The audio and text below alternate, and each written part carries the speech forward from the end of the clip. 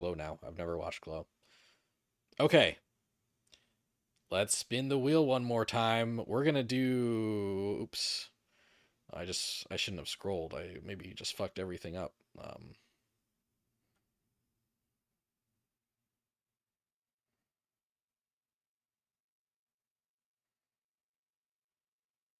Okay. Um, we're actually gonna do a 1 minute spin. Add a little tension to this. All right, ready? So it's between Shonen Jump versus Capcom, Square Enix versus Capcom, and DreamWorks versus Capcom. Let's go. All right. Netflix was a great one to start with because, like, I had struggles putting together the rosters for all three of these in various ways.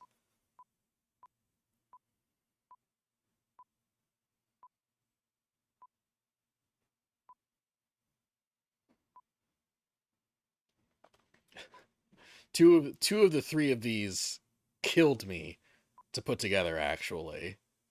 Absolutely killed me. Oh. Oh. Oh. So the question is, no, I think this is pretty definitive. Oh my god, okay. Okay.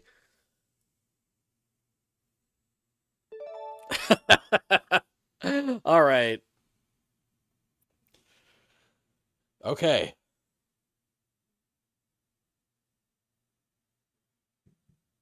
Okay, so I'm gonna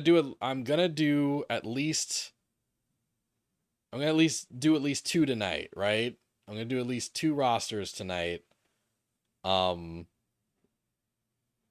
we'll see if I have time to do more, but I'm gonna do the Shonen Jump versus Capcom roster for you. Glow is great. It's a wonderful love letter to the bizarre world of wrestling. Cool.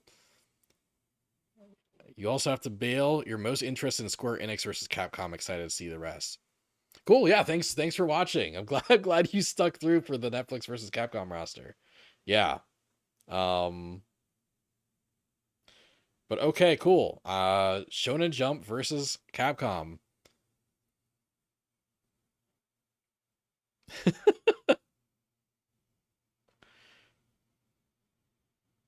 Shonen Jump versus Capcom seems like the most likely like crossover. I think of the four of these, yeah, probably. Yeah. Yeah, I'd agree. I would agree. Uh so Shonen Jump versus Capcom. Boy, how do I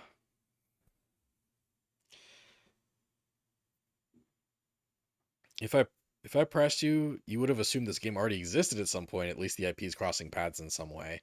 I feel like there's got to be something. Well, yeah, like the IPs have crossed paths in some way. Ryu and Goku are both in Fortnite, and I feel like there's definitely other things where like both Shonen Jump and Capcom like crossed over with a different thing, right? Like I feel like there might be like Shadowverse skins for both companies or something, you know? The closest we've gotten so far is Ryu showing up in a Fist of the North Star mobile game. Ooh, that's cool actually. I don't know if I realized that. All right. So, uh Shonen Jump versus Capcom. Putting together this list killed me. It absolutely killed me. The Shonen Jump side of this roster specifically, it killed me. Like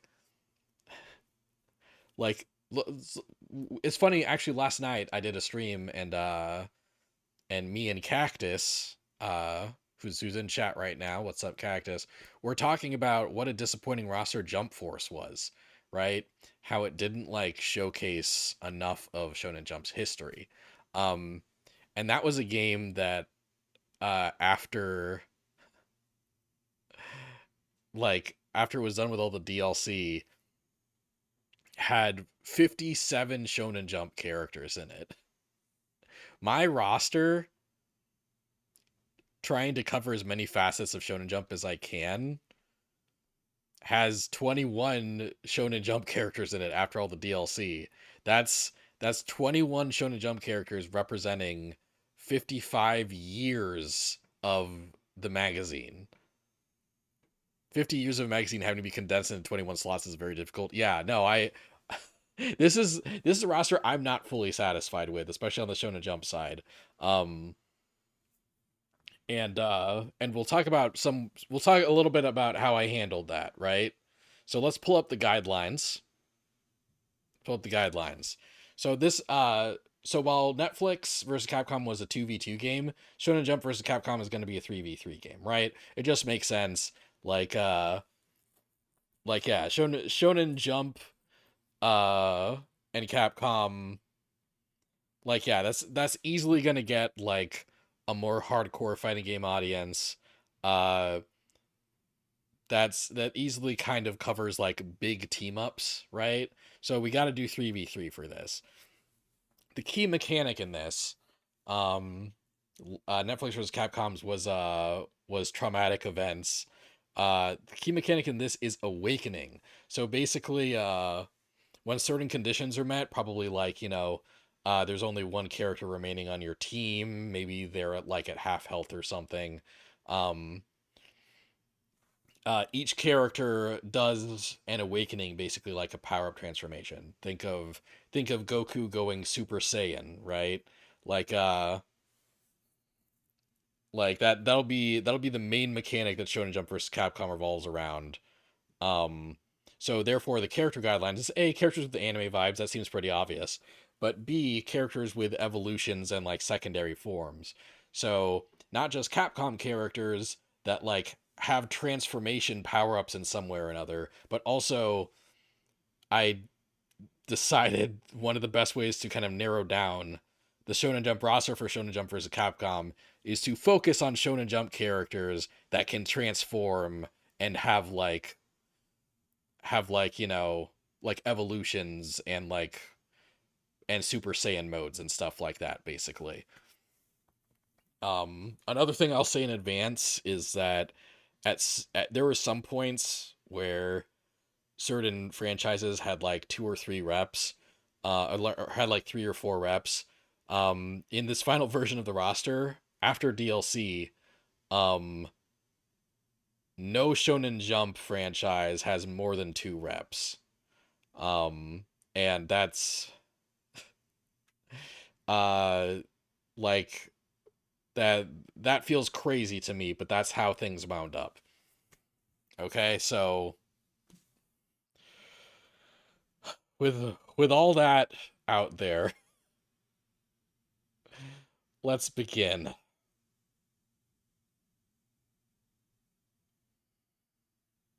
So let's start things off with some obvious ones. Let's start things off with our staples, okay?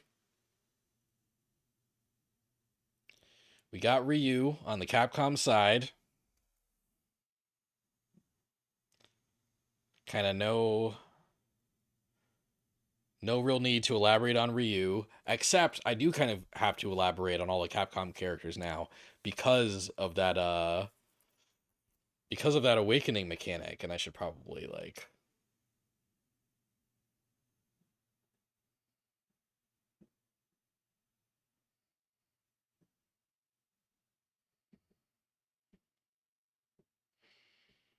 because of the awakening mechanic. So Ryu is here, and the way his awakening is kind of implemented is that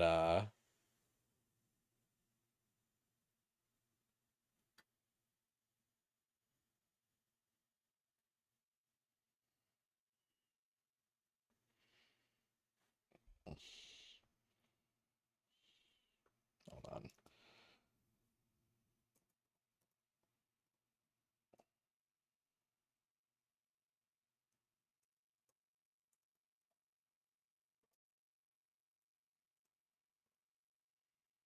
Forgot to change the name of the Netflix versus Capcom stream. Um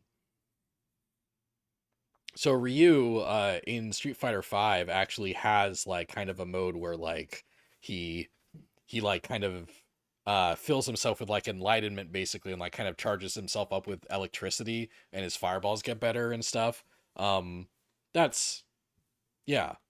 That's basically his awakening in this game. Um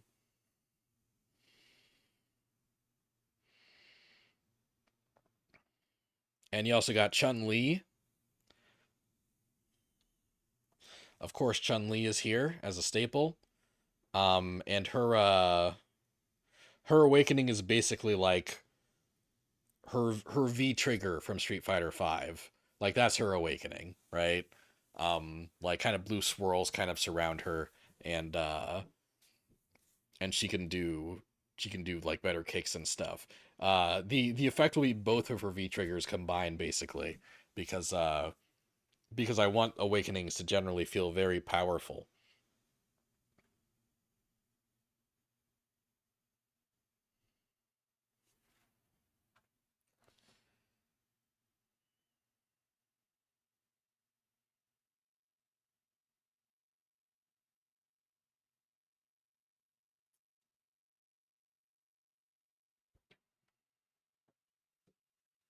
Um and the last staple Morrigan um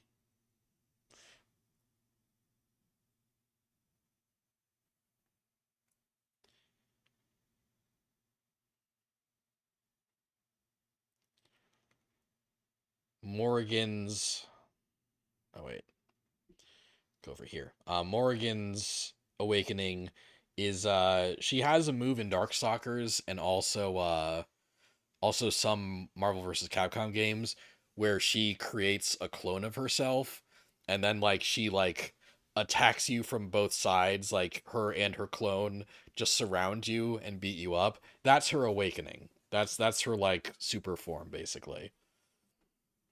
That's her power up transformation. And you know the definition of transformation is a little loose on all three of those, but I think they work enough for them to still fit in this game. So let's get in to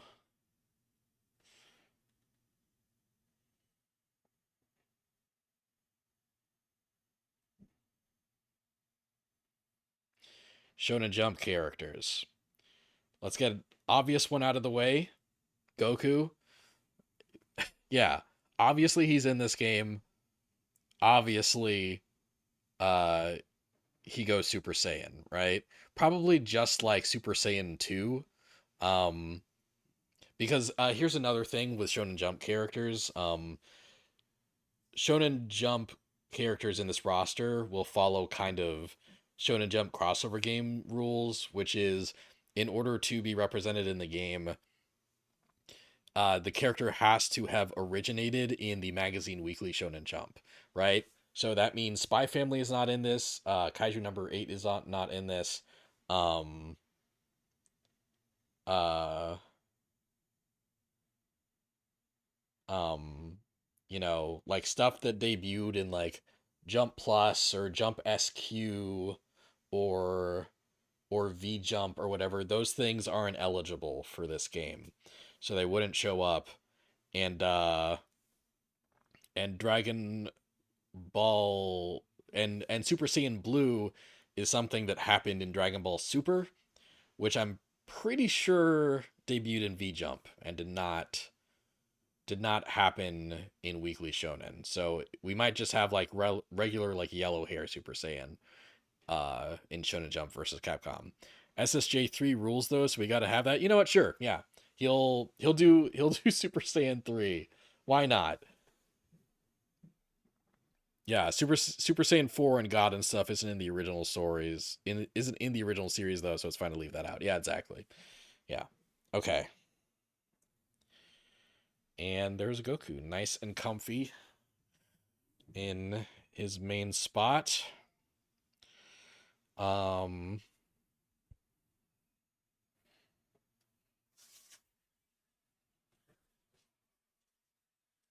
Let's get another obvious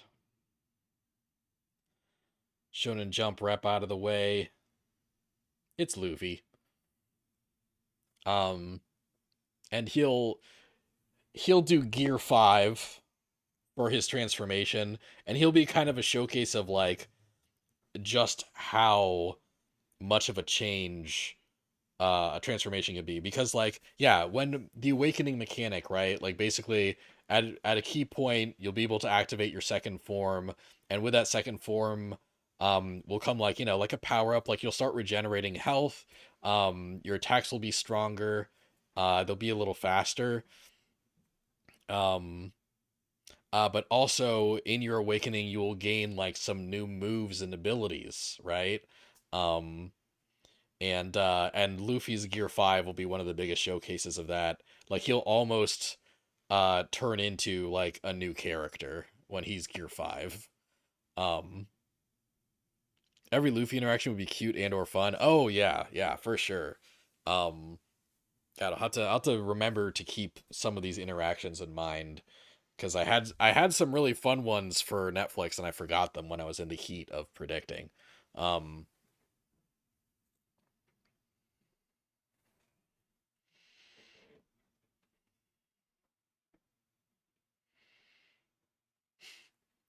and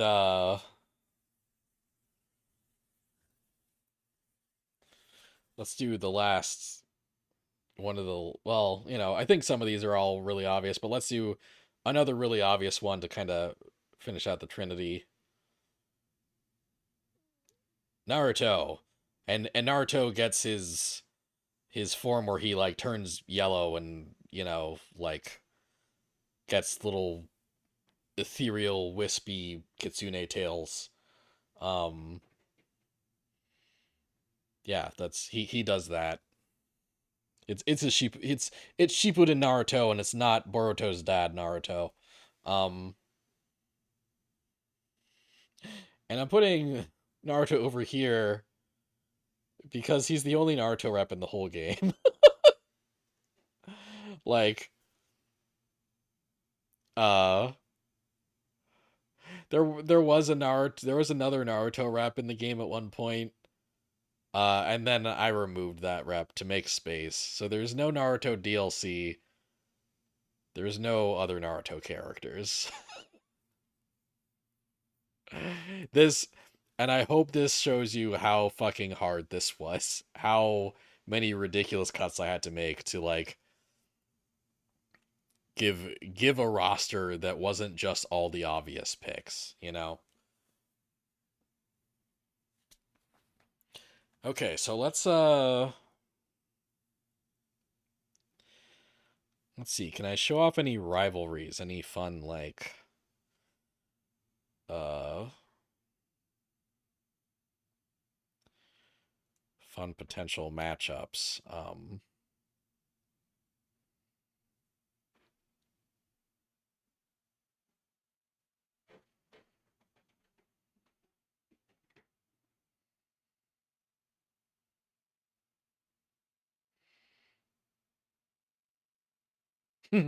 Actually, okay.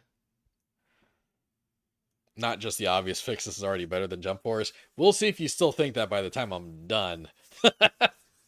We'll see if you still think that by the time I'm done.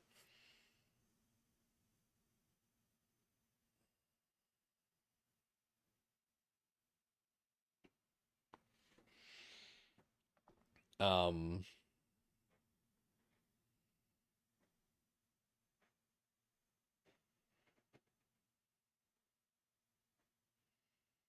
okay, here's what I think could be fun. All right, so on the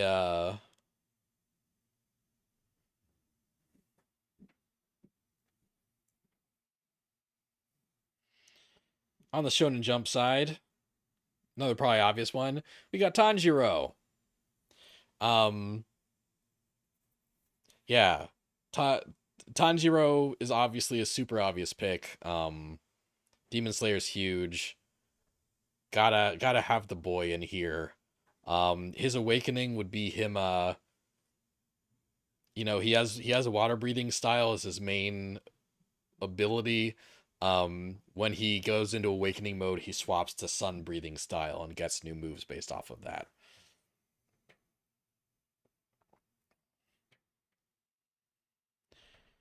And if you don't really follow any of these anime or manga and you need me to explain things further, I'm happy to answer any questions that you have. Um and his rival I think would be Dante. Um Dante and a lot of Devil May Cry characters uh have kind of awakening just built into their kit. Dante's like fusion with Sparta or whatever, activating like his Sparta form. That's one and done right there, baby. That's a natural awakening ability. So that's what he does for his awakening.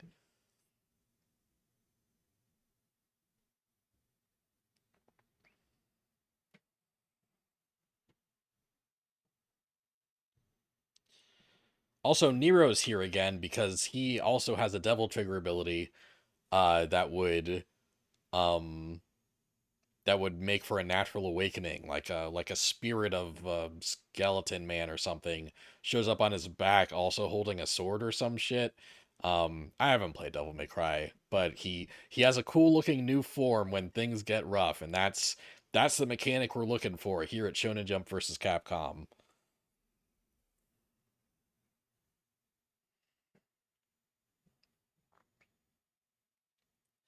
Now, very few Shonen Jump franchises got even two reps on the base roster.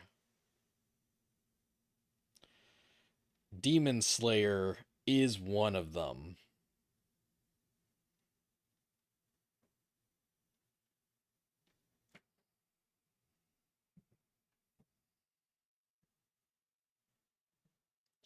And it's Nezuko. Nezuko is, I think, one of two female representatives in the base roster for this game. Um, two female representatives on the Shonen Jump side of the base roster. Um, God, there's so many fucking boys.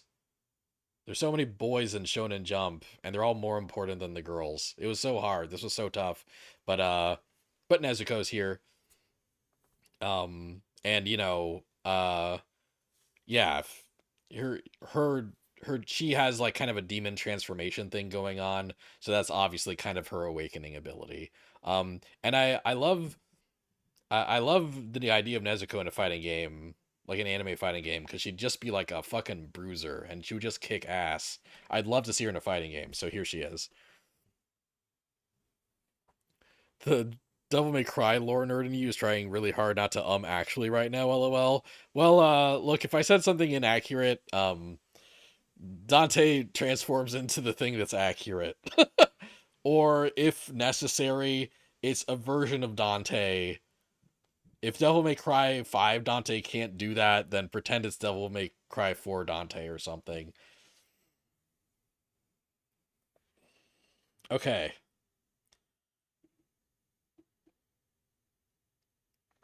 So there's Nezuko.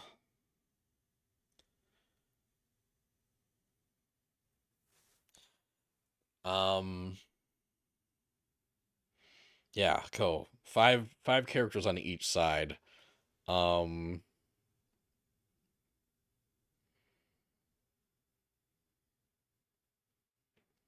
cool. Tanjiro and Nezuko are both from kind of like the new wave of Shonen Jump reps. So let's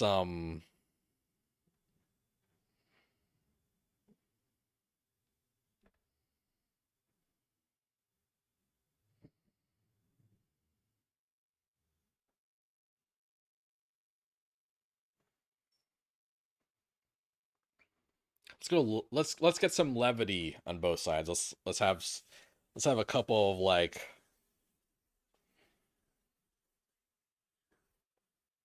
of like some of kind of the goofier characters show up. Or more lighthearted. Let's get a couple of the more lighthearted characters in here. Um,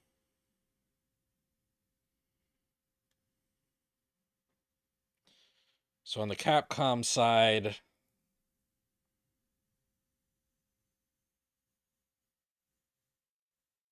we'll put Arthur. We'll put Arthur in here. Um, I Arthur is one of my favorite picks for this actually because Arthur, you wouldn't think it right away, but then you realize, oh wait, yeah, Arthur has a transformation, like not only in his game but also in his ultimate, like his Marvel vs. Capcom move sets. He like, you know, he his some of his supers are him transforming into armor that makes him like shoot attacks faster and stuff. Uh, So in Shonen Jump vs. Capcom, he's retooled a little bit so that that ability is his awakening.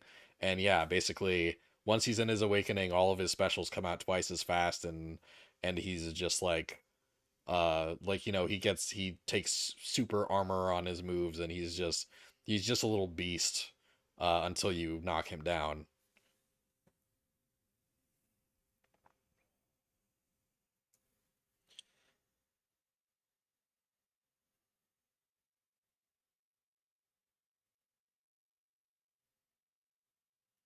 And and on the Shonen Jump side, to get some levity going,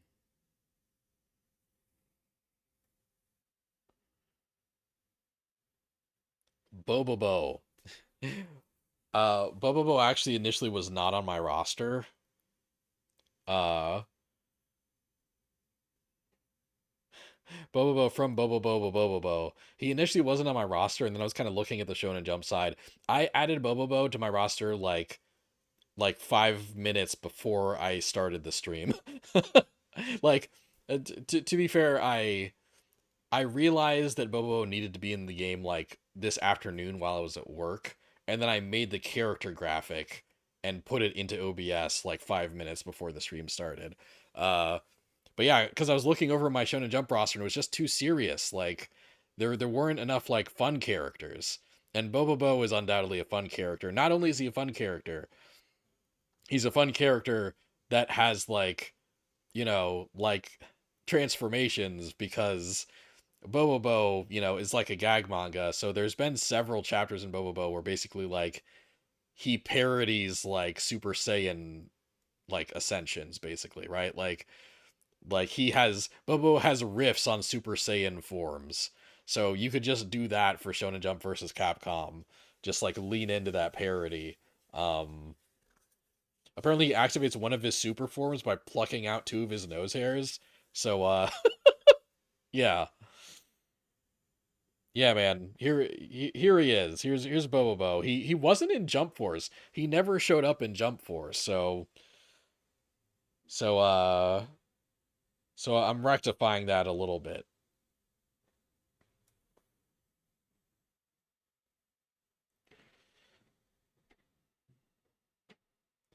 His interactions would be fucking wild, but you're here for it. Yeah. Yeah, no, he'd be great. Ugh.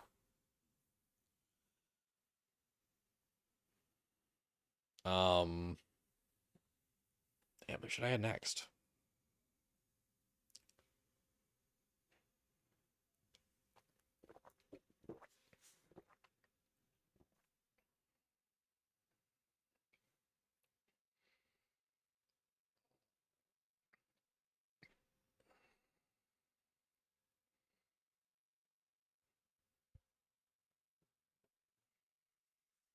Let's uh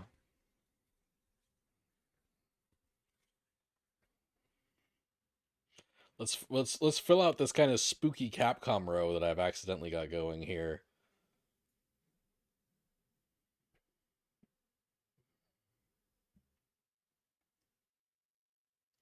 with another repeat, kind of a repeat. So I guess I should clarify here that basically like all these rosters, I'm I'm designing them with the idea that that game will be the first versus Capcom game that Capcom has made in a while, right? So uh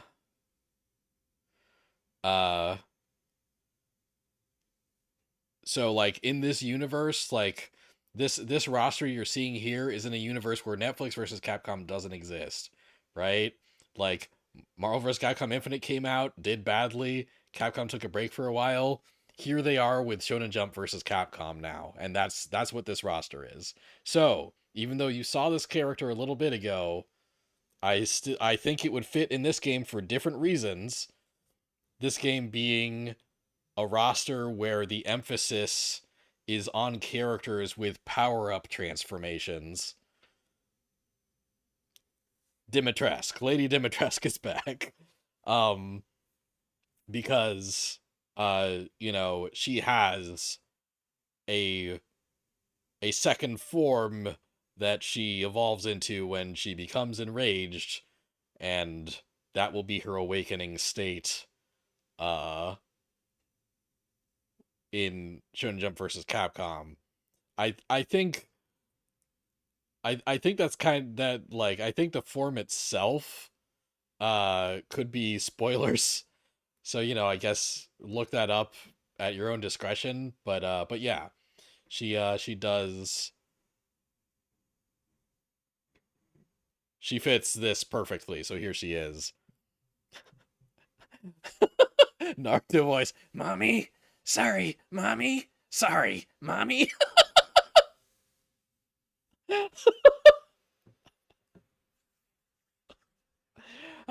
Mommy? Sorry, mommy. That's awful. Thanks.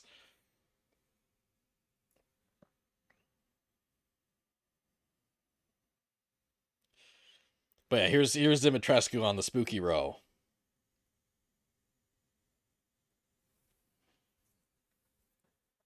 What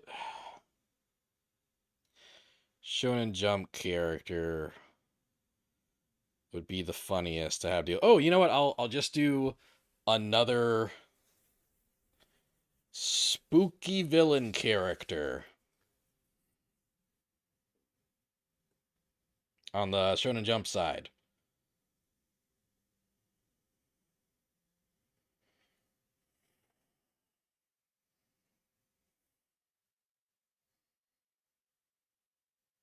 It's Dio. Uh, Dio kind of slid around the roster a lot. At one point, he wasn't in the roster at all. At one point, he was in the roster. Then at another point, he was only DLC. Uh, but I realized like I needed I needed the Shonen Jump side to have at least a couple villains. Um, and especially after I ended up deleting a villain or two from the roster. Um, like Dio slid back into the base roster. Uh, as a character that ends up being the sole JoJo rep for the whole game.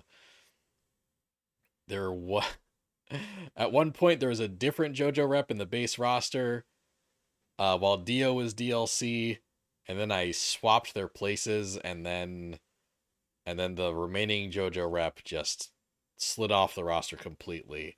As like literally today, as I made some of my final adjustments. Um, but Dio does deserve to be here. Um, and yeah, I'm sure he could do some ridiculous shit for his awakening. I'm still partway through part one of JoJo. It's funny, I got farther in part one of JoJo than I did the first time I tried to read it and got like bored. Uh, but I haven't read part one in a little bit because I did get bored. I got stuck at a different point than I did last time, but I still got stuck. I should really just power through. I think I've only got like 10 chapters left on that shit. I should really just power through.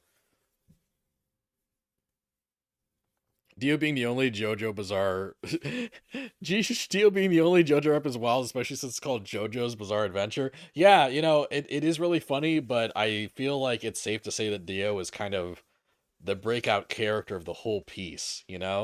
Like I feel like if you show like a mainstream anime fan a JoJo, they might not know who that is, but if you show them Dio, they probably would. But also, I guess it depends on the JoJo. I feel like JoJo 3, I feel like Jotaro Kujo is pretty recognizable to a lot of people, especially if he's posing a certain way. But yeah. Yep.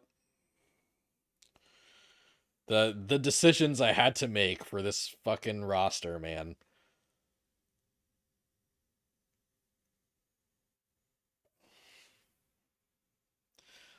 Um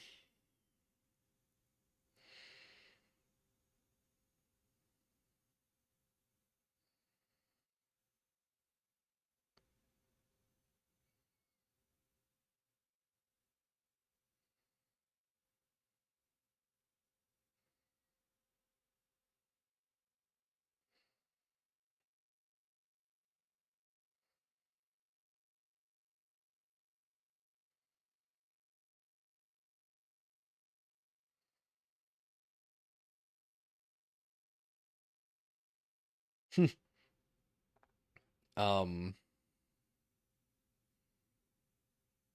okay, I've kind of a fun little.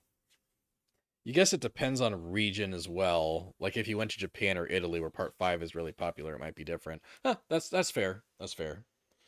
Um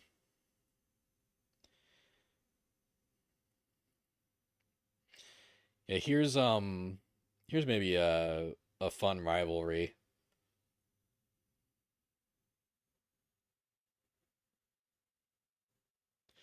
On the Shonen Jump side, regardless you do understand the reasoning. Well, I appreciate that. I appreciate that. On Shonen Jump side, we got Deku, Izuku Midoriya. Um I know that a lot of crazy shit's been happening in the manga and the anime. I'm not caught up, but I know enough that it feels like he definitely has options for his awakening ability. He definitely has secondary form options. So here, so it's not only is he one of the most popular series running at all right now, it feels pretty safe to put him in this specific roster.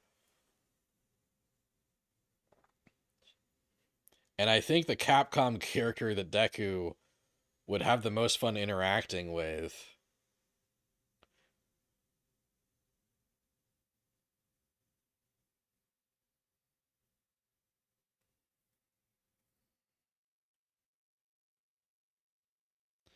is Beautiful Joe. Beautiful Joe's a fun pick for this because um not only is Beautiful Joe himself a transformation, it'd be funny to start him off as regular Joe and Beautiful Joe's his awakening, but I think it'd be too weak if you stuck to that. Luckily, Beautiful Joe does have a secondary form where like his mask like the bottom half of his face mask like becomes like metal, and he becomes a bit more hardcore. So yeah, not only does he qualify for the awakening mechanic, but also I do think it would just be fun to have Deku and Beautiful Joe just like geek out about superheroes together. Like both Deku and Beautiful Joe would think it's really cool that the other character is a superhero, not realizing that they are both superheroes with like imposter syndrome. So yeah, I'd really love that interaction in particular in the story mode.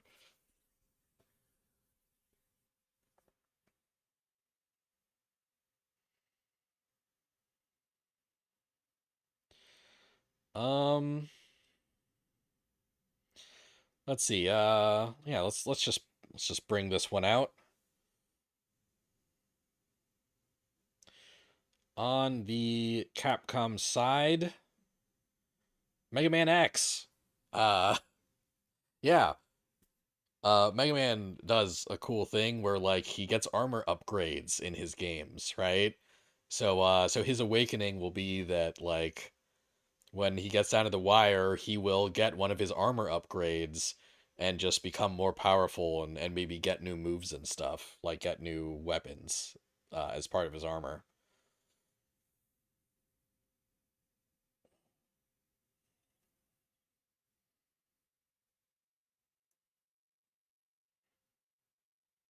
We'll put him over here. Um,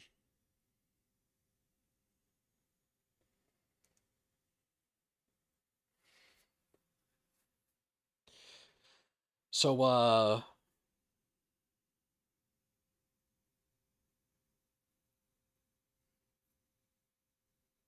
he also works as a halfway Marvel rep as well, considering he's like part Spider-Man. Deku, yeah, yeah, that's funny. It's a funny observation. And yeah, Beautiful Joe made it. He's here. And this isn't the only roster he's in, although will I this these might be the two that I do tonight. Like it's well, will I have time for the third? We'll see. Maybe not. I shouldn't get your hopes up for that at this rate. The one time X isn't overshadowed by zero. Yeah, I yeah. Yeah, like it for this specifically for Shonen Jump versus Capcom, like Zero is less known for his armor upgrades and transformations than X is. Even though Zero does have armor upgrades and transformations, I feel that's more a part of X's deal than it is Zero's. So X gets the billing here. Um, so in Shonen Jump crossover games, one of my favorite things about it is that um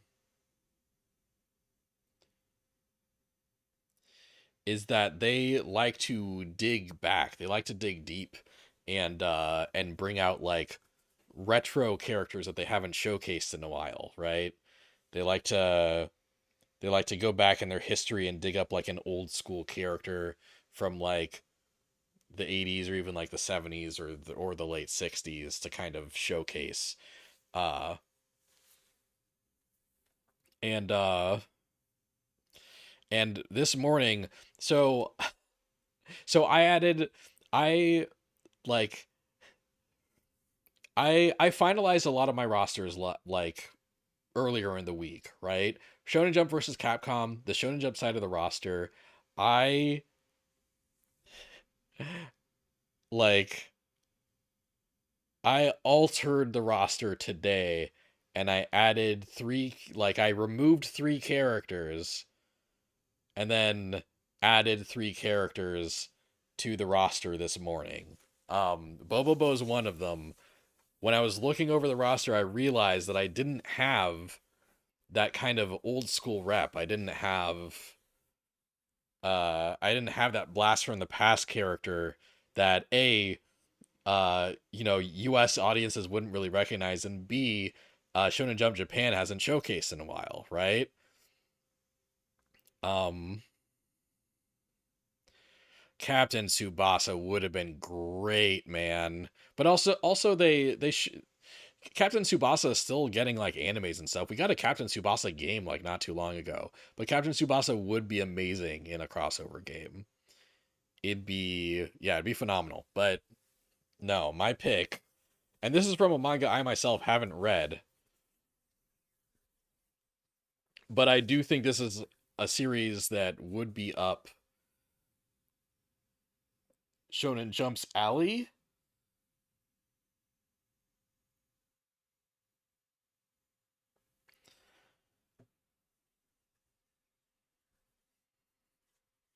is Wingman. So Wingman is this series from like the early 80s. It ran from like 1983 to 1985. It got about 13 volumes, so that's like a pseudo success, especially for that era of Shonen Jump where things weren't running for very long. Um, and it also got an anime, so it definitely was considered a success in its time. Um, And Wingman is basically about like this high schooler who who's, kind of a dummy, but like he believes in like justice and like being a hero of the people and stuff. And he has this persona for himself. And then, this alien girl or whatever gives him a book of wishes where anything he writes in the book will come true. So he just like draws his superhero persona that he thought up for himself into the book, and he becomes a superhero. And a lot of the manga is him uh writing himself new powers in the book, so that he will like, so that he gains like new abilities on the fly. So that feels like that could kind of work with the awakening mechanic.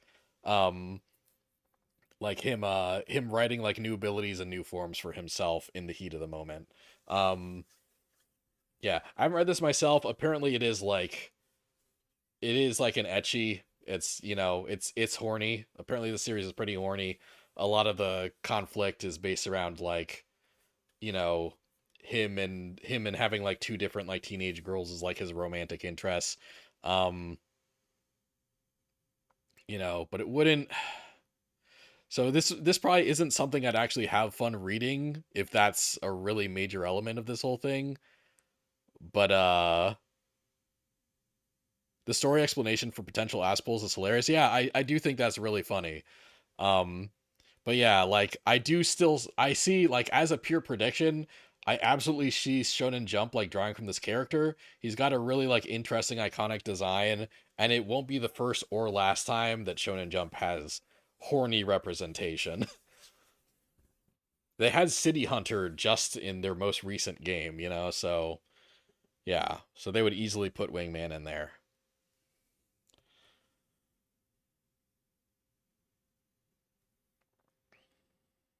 Captain Tsubasa would have been great.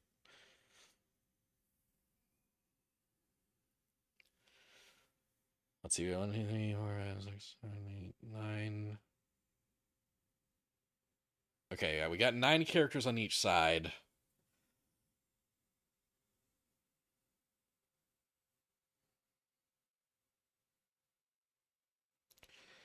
Um,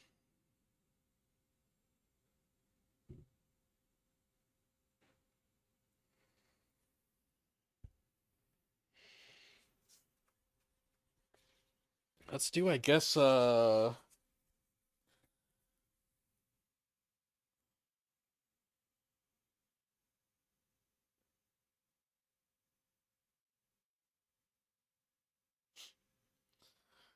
how about the theme for this next? I miss Beautiful Joe. Yeah, yeah. I added Beautiful Joe not too long ago, actually. You just barely miss him. Um,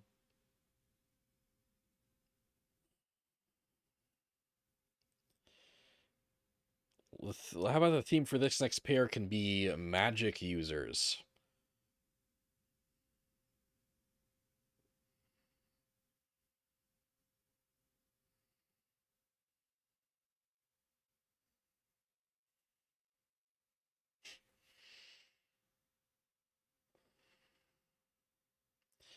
Over on the Shonen Jump side, we got Asta from Black Clover. Um, yeah, he's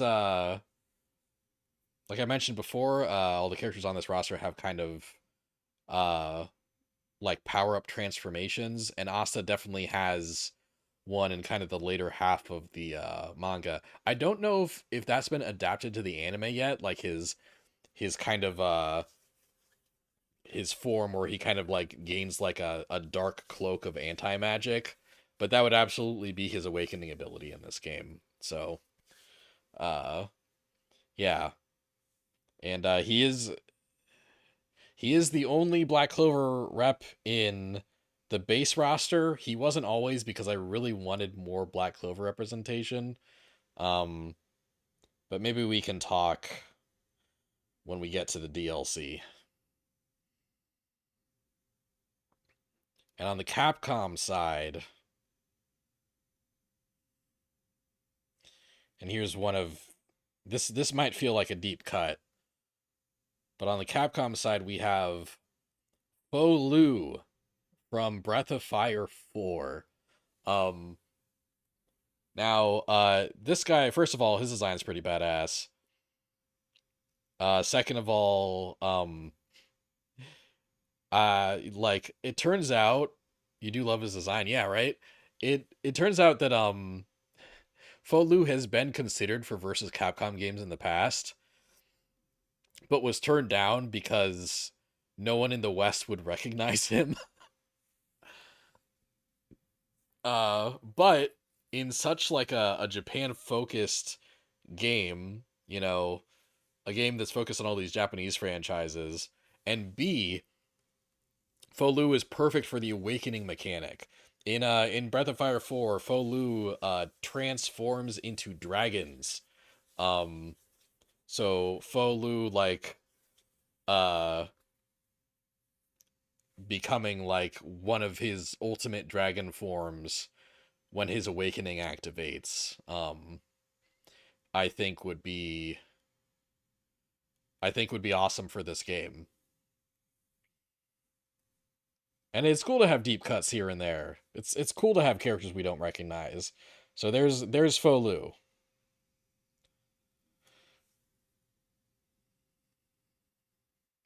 But you know who they do recognize? Frank West. I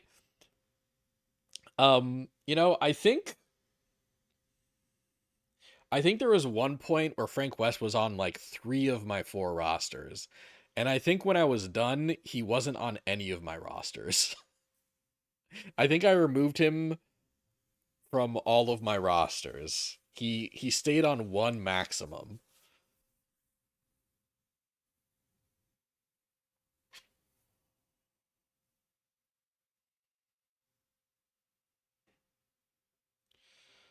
Um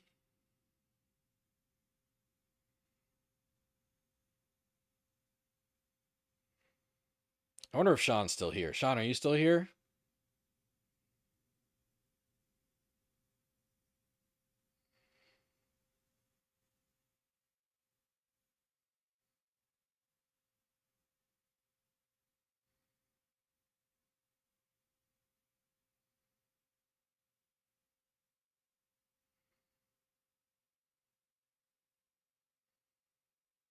You're barely still here. Okay. All right. So I mentioned earlier that that when I was making the roster for Netflix versus Capcom, I wanted the monster from Love, Death and Robots uh to fight a Monster Hunter monster, and I asked Sean for some suggestions, and his suggestions were so good that some of them, like, I not only picked one for Netflix versus Capcom, but one also leaked into my Shonen Jump versus Capcom roster. And that is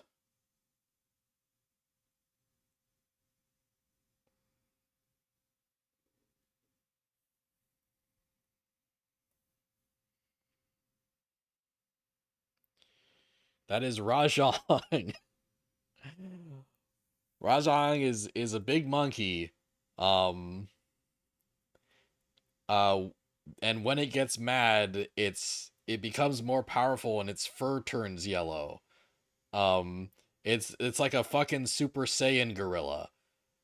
So not only is he in here because he fits the awakening mechanic that I've designed for this game, right? He fits the awakening mechanic where every character in this roster has secondary forms at like a critical point in the match where they become more powerful.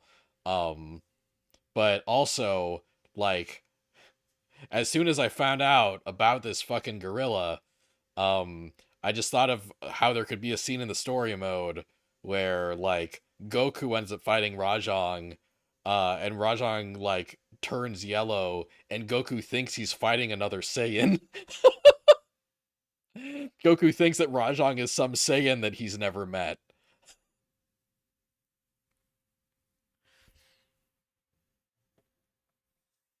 So like, yeah, Rajang has to be in this game. Rajang is a lock. Rajang is a fucking lock for Shonen Jump versus Capcom. So thank you again, Sean. Thank you again, Sean, for your Monster Hunter suggestions. They helped so much.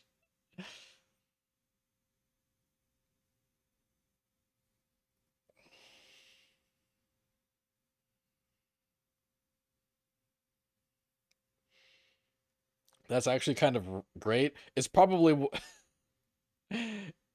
of my favorite picks for like across all four of these rosters that I came up with, of which you guys will probably only see two tonight. Um, all right. Let's see. Okay, so there's five left on the Shonen Jump. Is there anything on the Shonen Jump side that's kind of like complimentary to Rajang? You're welcome. My sleep now though. Oh yeah, have a good sleepy man. Yeah, thanks for popping in. Um, yeah, it was fun to see your input. Glad you were here. Um, let's see. Over on the Shonen Jump side.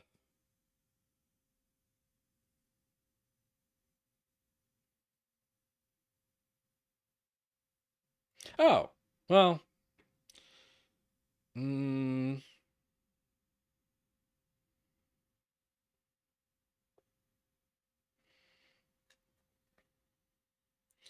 I guess I can just put in another boy who hit hard. Um,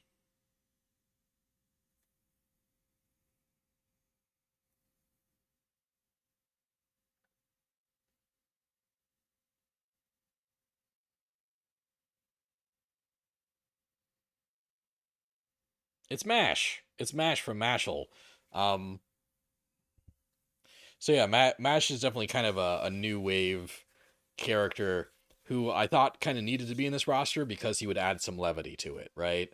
Um, like there were several points where I'm like, let me just remove Mash from the base roster, and I realized I couldn't because there weren't enough like lighthearted, like silly characters, right?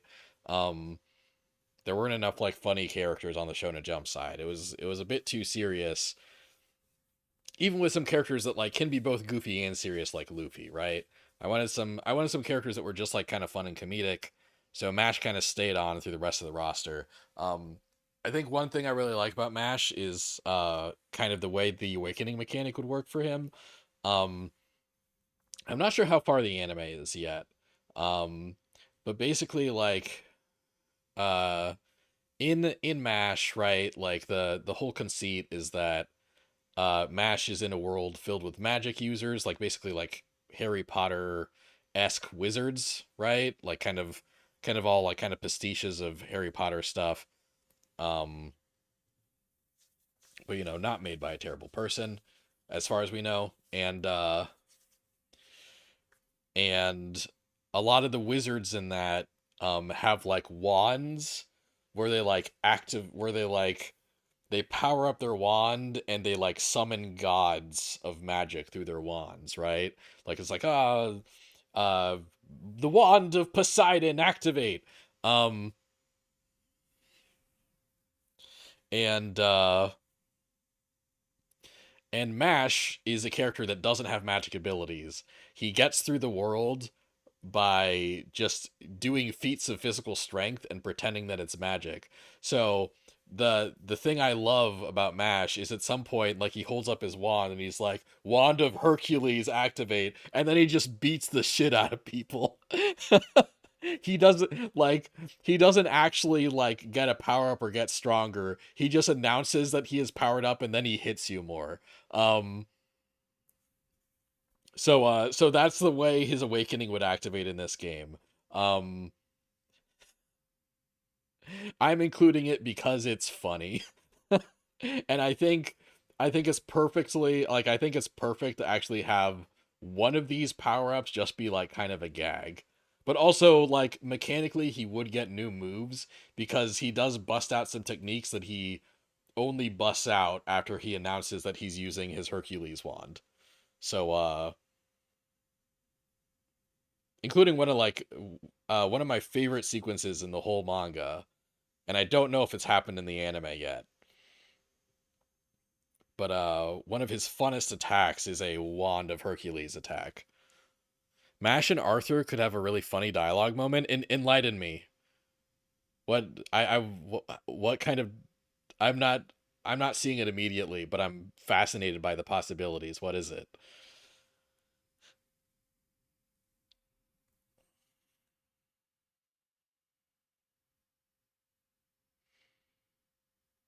But yeah, Mash joins the new boy crew. Really, Tanjiro should be down there with them, but he's up there with Nezuko.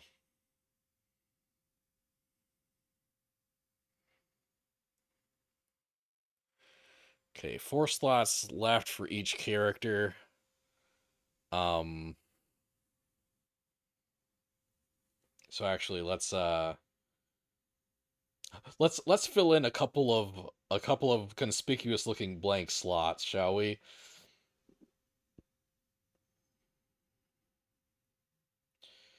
So over on the Capcom side,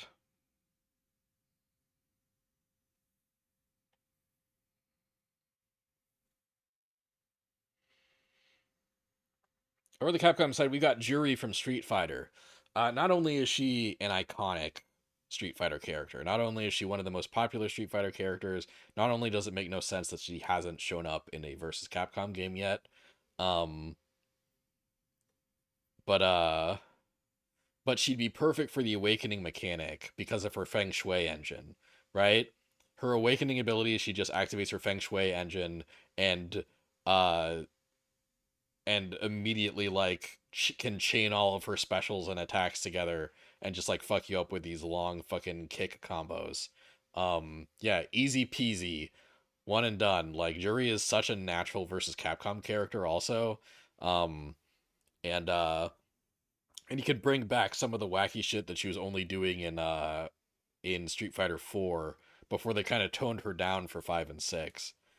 They can bring back like busted Jury because everyone's supposed to be busted in a versus Capcom game.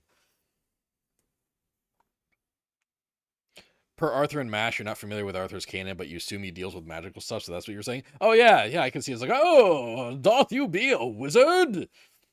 Show me your abilities, young man. Uh anyway, yeah, jury for sure. Honestly, like I wish I had an excuse to put jury on every versus Capcom roster. But sometimes there were just Capcom characters that were sometimes they're just Street Fighter characters that were a better fit. Jury X Dio would be sick. Oh my god, that'd be so rad. That'd be rad as fuck. Um right, and let's fill in a slot on the Shonen Jump side also.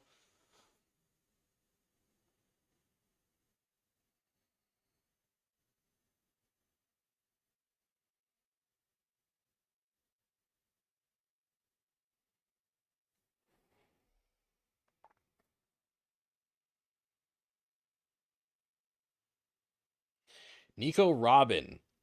So, like I mentioned earlier, the Shonen Jump side has a maximum of 2 characters per series, and that's after DLC. So Nico Robin is the sole only other One Piece rep. Was both kind of hard and also not hard at all. In the Wano arc, she gets a new form. That's basically like Demon Robin, uh, where like she becomes twice her size and gets like big devil horns and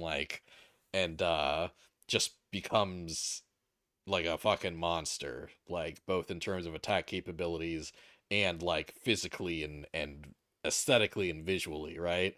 Um and yeah, I think A, she's she's the only other girl on the base roster of the Shonen Jump side. Uh but B, yeah, like I had that idea and then she stayed on the roster forever. The fact that Nami and Robin weren't in J-Stars or Jump Force is crazy, but Boa Hancock was for some reason. Bo Boa is a very popular character. She's very, very popular, and I do kind of get it. Um, but it's wild that Nico wasn't playable in either of those. At least like Nami and Nico were both playable in Jump Ultimate Stars, which again has a phenomenal roster. Um, but yeah, no, I like Nico's just got a cool fucking fighting game moveset, and it'd be really cool to see that in like a in like an anime fighter. You know, I'd love to see Nico Robin translated to an anime fighter. So yeah, she's here, and I think she's got to be here. A lot of other One Piece characters, like I was able to kind of whittle down. I was able to like they were able to not take Robin's spot, which I solidified pretty quickly. Partially because like a lot of them don't have as cool transformations, you know, like Zoro kind of has an awakening, but we haven't even really seen the coolest part of it yet, probably. Sanji also kind of has an awakening, but Nico has the coolest awakening besides Luffy having Gear 5. So here she is.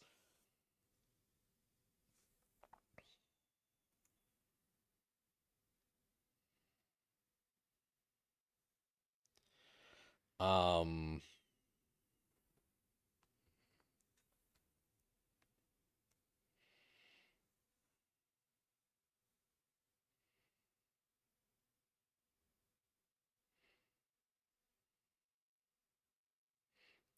Dimitrescu tries to adopt Nico and or Nezuko. That's it. That's the canon. Oh my god, yeah. Dimitrescu taking Nezuko in as her new daughter. That is Dimitrescu's ending. That is Dimitrescu's ending right there. Or Nezuko's. That is one of their endings. That's perfect. God, that's perfect. Okay.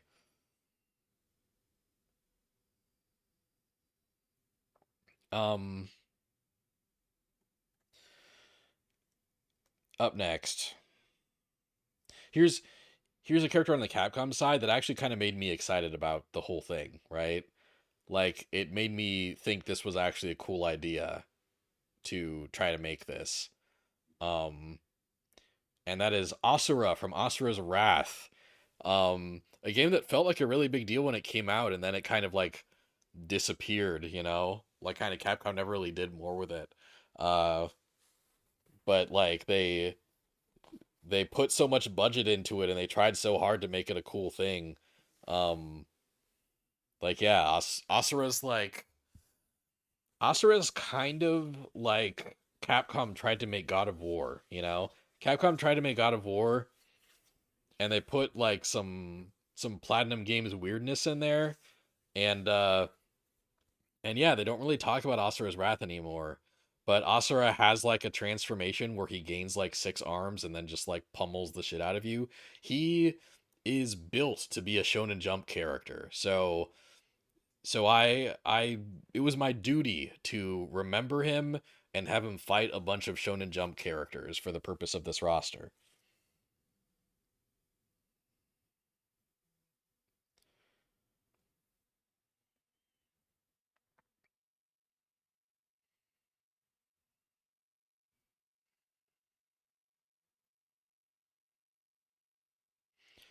Um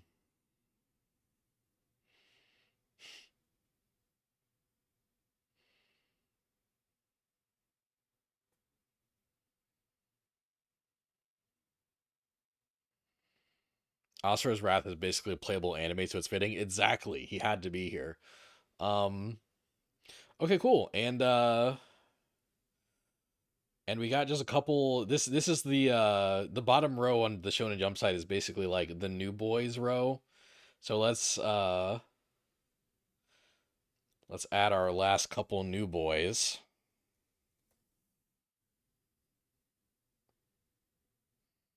We got Yuji Itadori. Like kind of had to include him. Um Jujutsu Kaisen is fucking huge. Like any like does my roster reflect entirely what Shonen Jump would do in their next crossover game. Not necessarily, but I do think that Yuji is a lock in whatever crossover game Shonen Jump makes next, you know? Like he will be there and you cannot remove him, you know? He is absolutely there. His awakening is pretty obvious. Like Sukuna comes out and does a domain expansion and just like changes the playing field of the game. Like it'd be very funny if when your awakening activates, you lose control of Yuji and he becomes computer controlled, but that'd be a little unfair. That's not a fun video game, so that wouldn't happen, um but maybe there's a random element of his awakening that you can't control, but obviously you can still control the rest of him.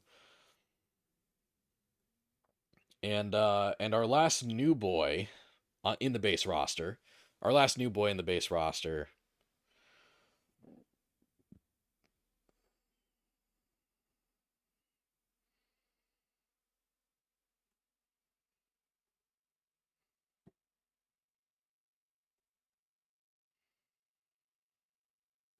is Chainsaw Man. Maybe it was easy to see that coming, but yeah. Denji slash Chainsaw Man would be a great fighting game character. Uh, I do have what he could do. Like, so I have a couple things in mind for what his awakening would be. Right, one of them happens near the end of part one and hasn't been animated yet. Um, so like Shonen Jump, when they do crossover games and stuff, they like to do stuff that's been represented in a series respective anime, right? So I think doing a form that's a big spoiler for the manga like that probably wouldn't fly. So instead, I don't know if this has been animated yet, but let's say that it will be animated by the time um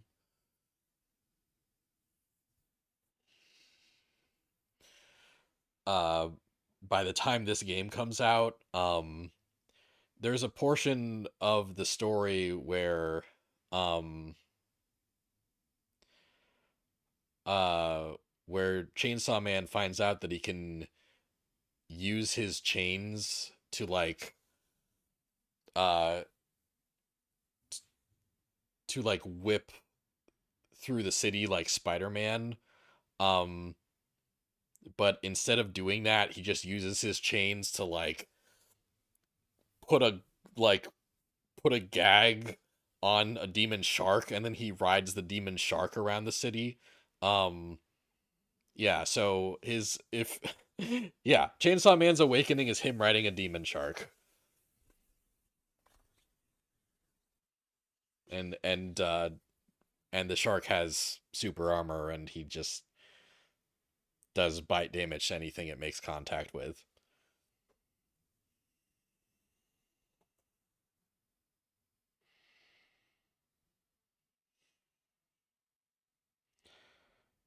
Chainsaw Man goaded pick. Yeah, I mean he's got to be here, right? He's got to be here. Okay. So, uh let's fill out the rest of the base roster, shall we? Let's finish off the base roster.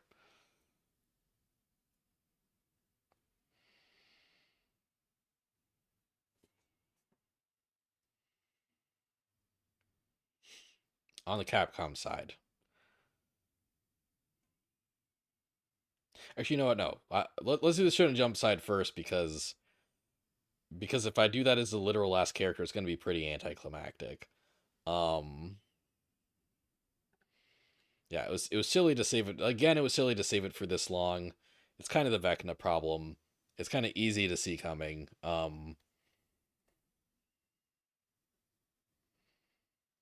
It's it's Frieza, right? Yeah. Like obviously um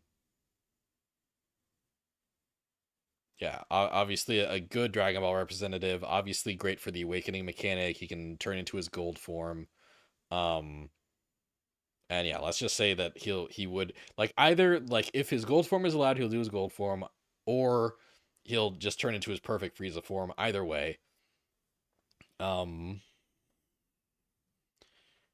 and he's kind of the obvious pick for like a boss character. I thought about making Dio the boss, but I made Frieza the boss. Dio will obviously be like a major antagonist through the story. Um, and and yeah, so Frieza's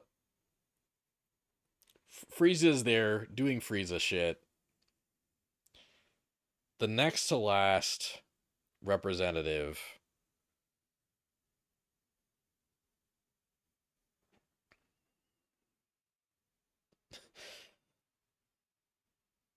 I'm seeing chat saying that that's surprising to see a character missing from the base roster, and I agree. Stay tuned. Um, the last Capcom character on the base roster.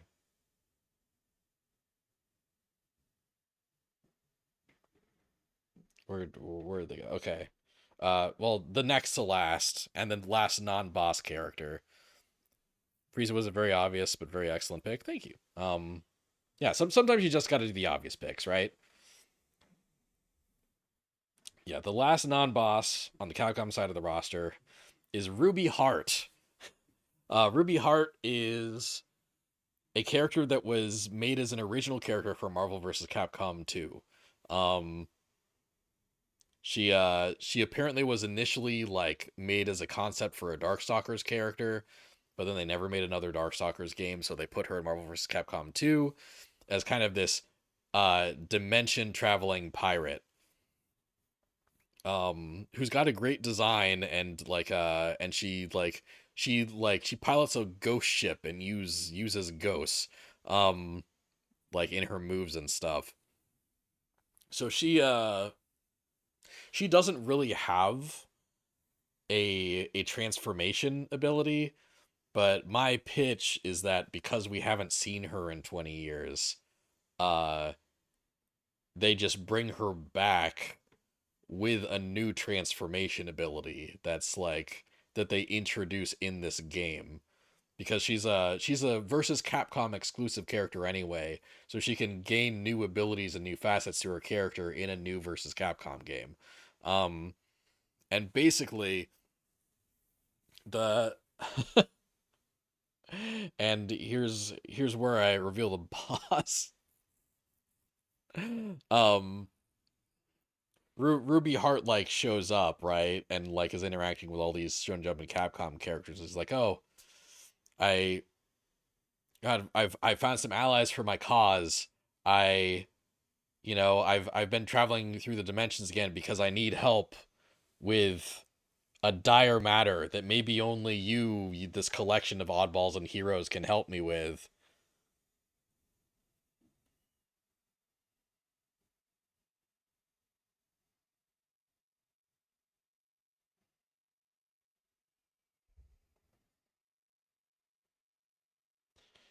Abyss is back.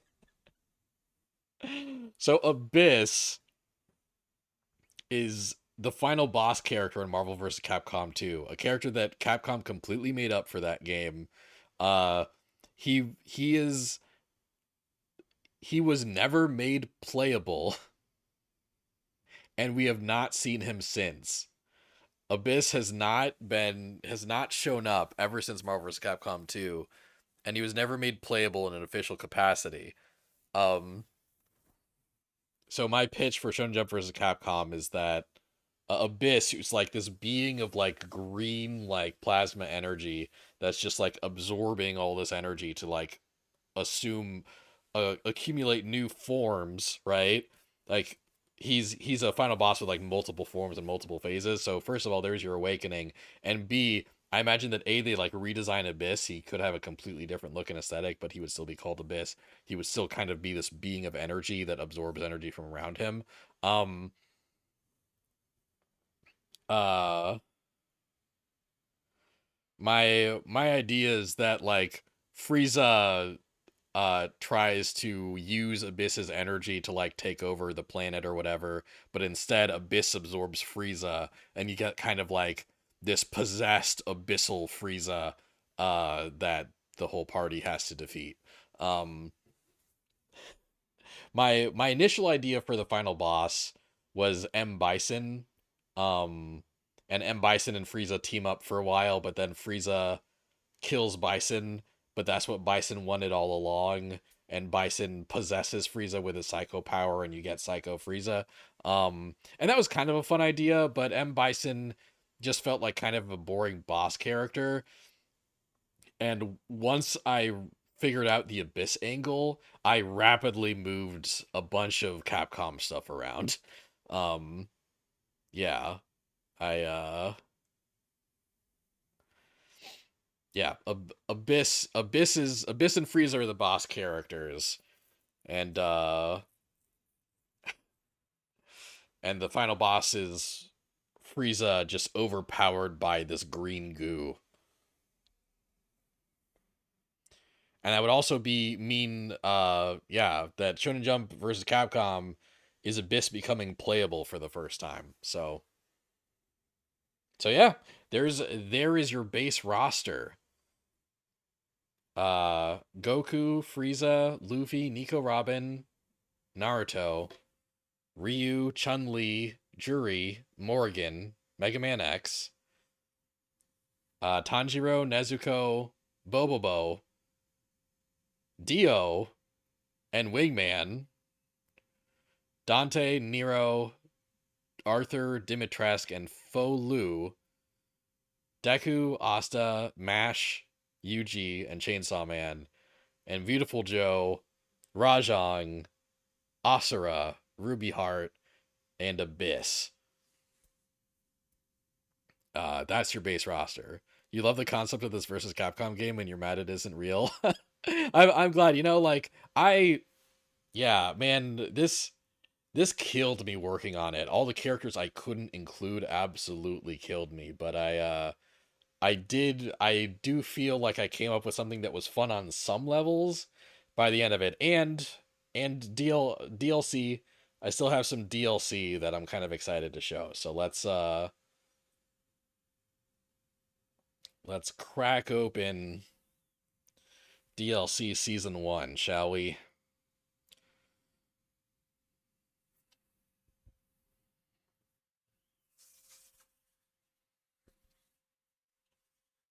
Wingman getting in before other characters is really funny, lol. I realized that I had to have an old school rep, right? Wingman is so much less important than so many of these other characters, but I needed an old school rep. My list would not feel authentic if it didn't have an old school rep. Even with like an old school comeback rep, right? Like an old school like surprise pick rep.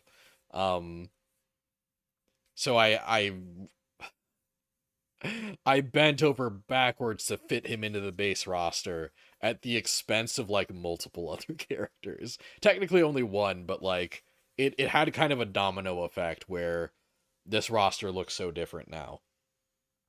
And like on some level I'm glad I did it, but also Jesus, like you'll some several of these characters on the Shonen Jump side of the DLC used to be base roster characters, and that'll feel really obvious as I get into it.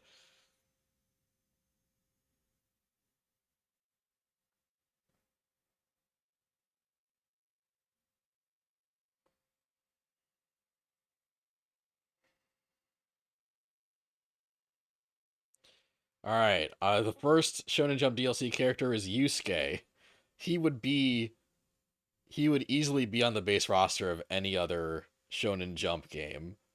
Um, and he has a great awakening ability, you know, like he gets the long hair and like becomes demonic.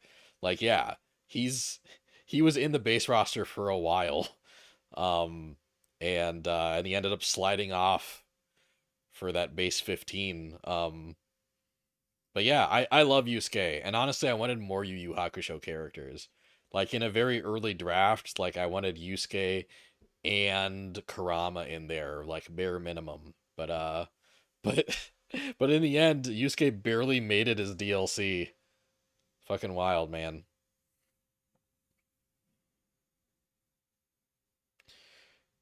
You respect the old school option. J Stars having Hell Teacher Nube or Lucky Man is cool. You love crossovers having unique or weird picks. And yeah, me too, which is why like when I realized that I didn't have any weirdos in the Shonen Jump roster, I knew I like had to fix it. I had to fix it at least a little bit. Smash having Robert Duck Hunt makes Smash better. Exactly. Exactly. I'm glad you get it. I'm glad you understand.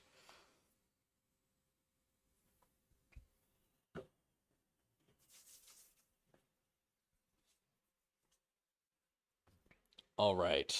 The first Capcom DLC character was also initially a base roster character but fell off, which is fine honestly. Like it's not like this character would be very important to the story, but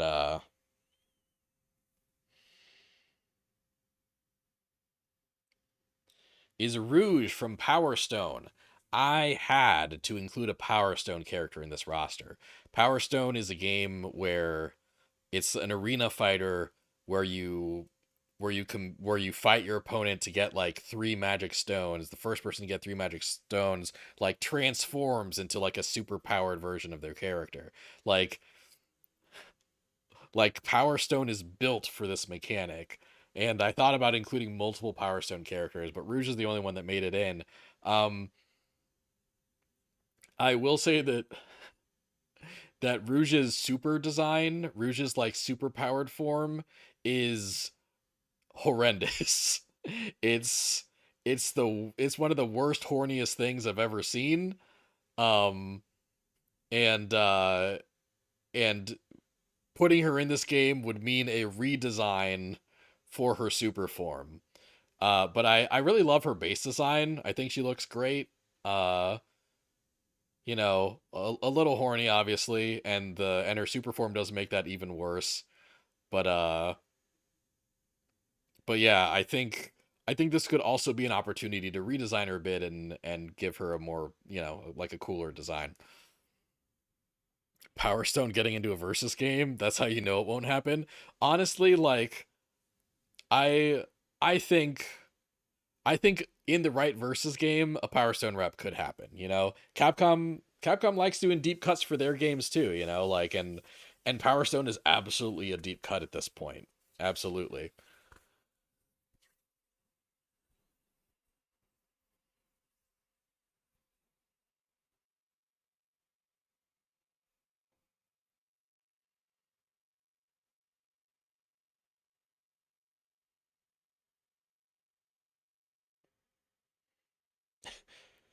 But yeah, like Rouge would need kind of an update for the 2020s. Like in her original release, the G word gets thrown out around a lot. Um, but there's her initial her base design. There's something cool there, So there she is. Presumably with an update, presumably with kind of a revamp, but yeah, put her in as DLC.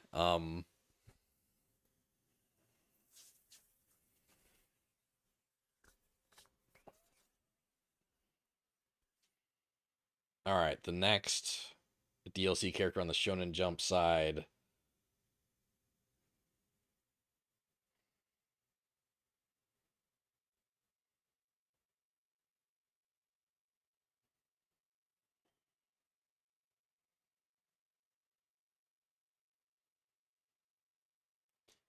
Shigaraki from My Hero Academia. Um, yeah, I've heard I've seen evidence of this guy having like kind of an intense like secondary form. So I thought that'd be cool for the awakening mechanic, but also yeah, this guy was initially in the base roster.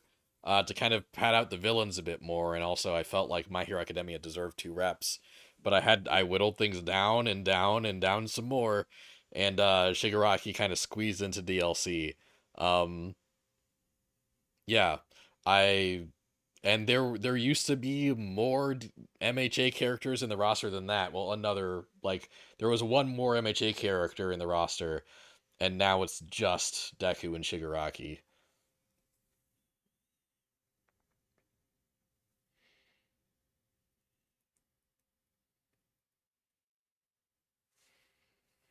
Um,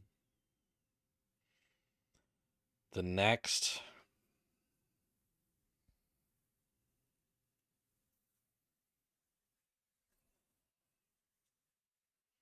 the next Capcom season one character.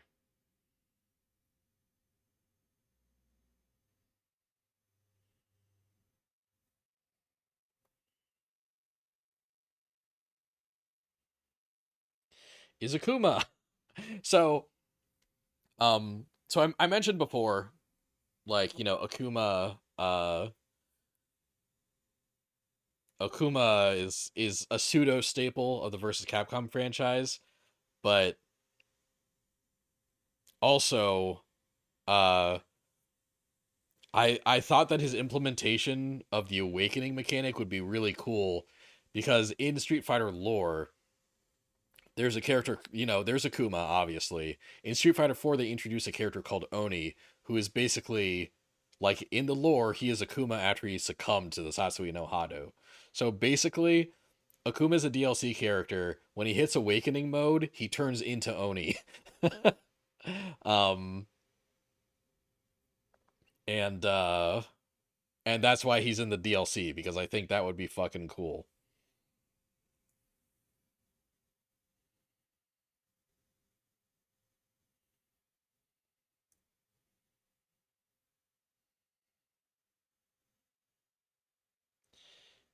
And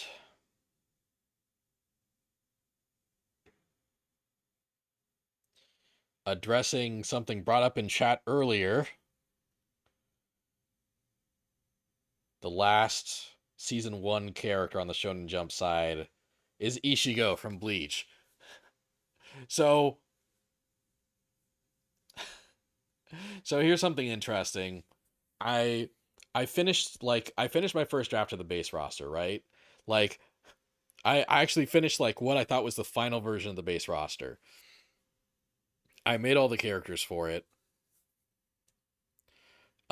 A couple things happened. One was that I accidentally put 16 characters in the base roster, and I had to remove one, and that was already a hard decision. And then after that, I realized that I forgot to put any Bleach characters in, and then I had to figure out how to get Ishigo into the roster. I managed to squeeze him into the base roster, and then after like after I either right before or during like the whole Wingman debacle, um, where um I added Bobobo and Wingman and a third character to the roster that initially weren't there. The third character will be DLC later. Yeah. Somehow I think during all that, Ishigo ended up getting turned into DLC. Um, like, I knew he had to be in the game, but he barely I could barely fit him in the game, but he does need to be here. He absolutely needs to be here. Um, and yeah, his Bankai and his Hollow stuff, easy candidates for the awakening mechanic. So yeah, he's got to be here. I just couldn't find space for him in the base roster anymore. As someone who's read very little Bleach, he does need to be here. Yeah, he really does. I've read all of Bleach, and yeah, he does need to be here.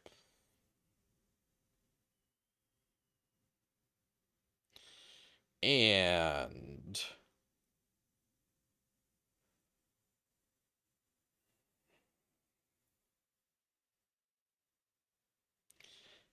the last Capcom DLC of season one is Virgil. uh Yeah, devil triggers as a concept are so inherently compatible with the awakening mechanic for that I came up with for this game. Like, yeah, he's such an easy fit, and he's such like an easy like hype inducer for the Shonen Jump for the versus Capcom community, right? Like, you put him at the end of a DLC season, people are going to be excited to buy him. So, yeah, that this was one of the easier choices, just putting Virgil at the end of season one. All right. Season 2.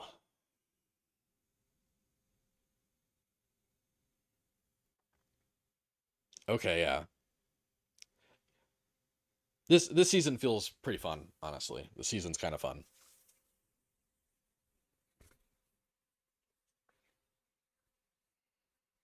Oh, I just realized that the stream's running late. Sorry, everyone. Yeah, I'll yeah, this yeah, just two rosters this week. Just two rosters. Maybe I'll just if there's interest, maybe I'll just do the other two next week if that seems like a fun thing for people. Um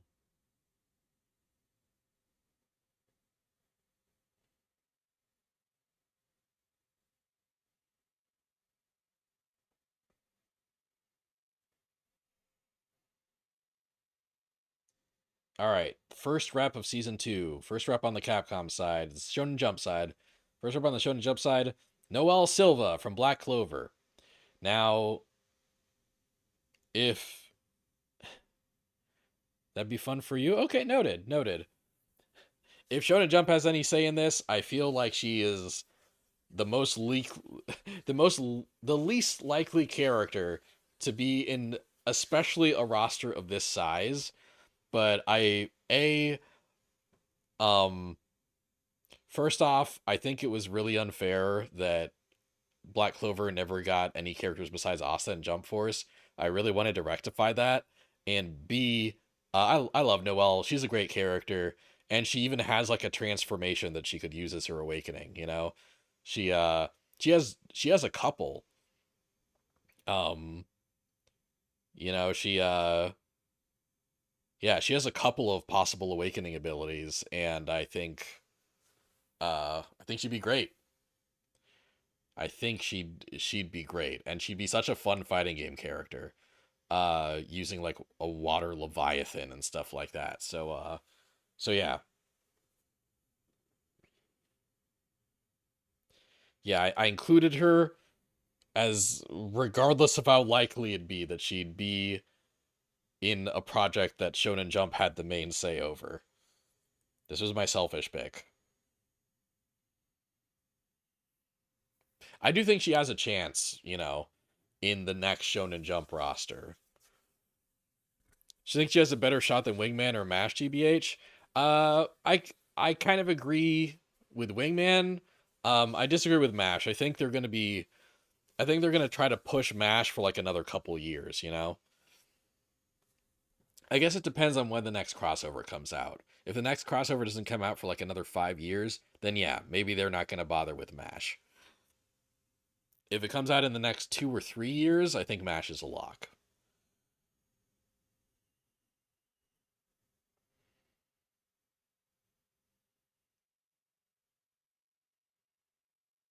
And Wingman's obviously a toss up. Like they're going to have some kind of obscure old school character that like that had popularity back in the day but no one's heard of anymore. They're going to have something like that in the next crossover game. So it's either definitely Wingman or it's not Wingman at all.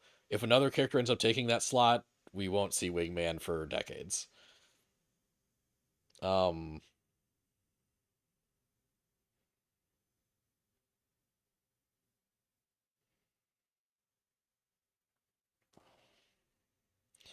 the next DLC slot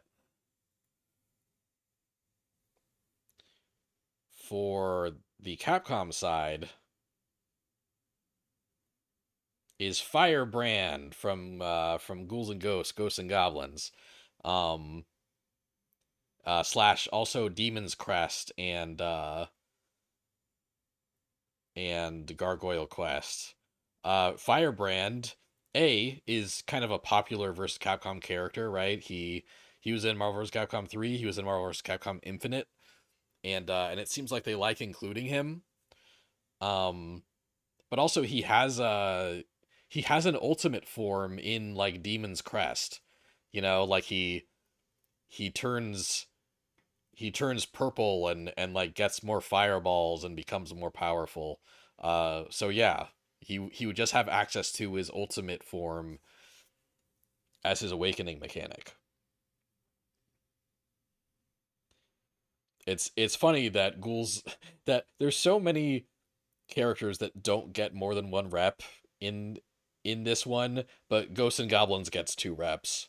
That's kind of funny to me. I wouldn't have guessed that this would be how it turned out, but here we are.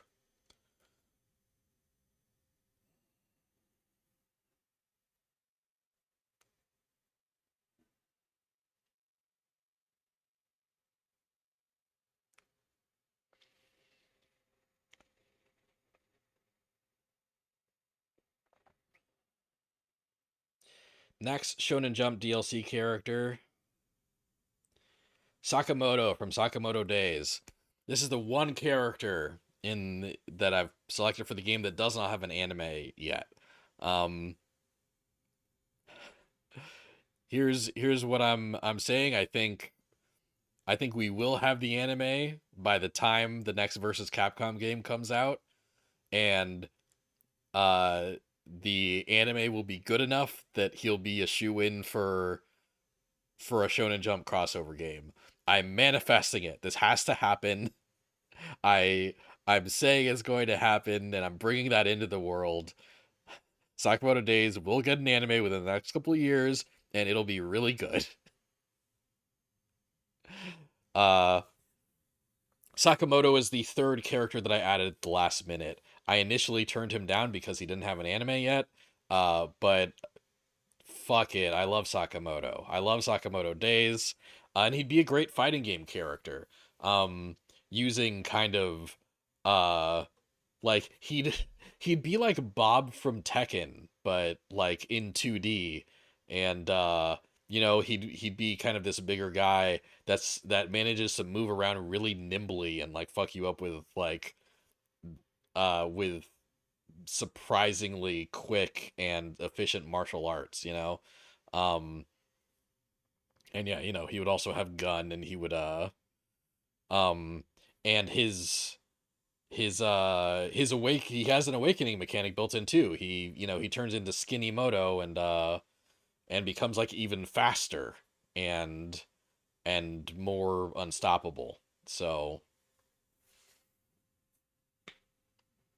So yeah, Sakamoto's got to be DLC. He's got to.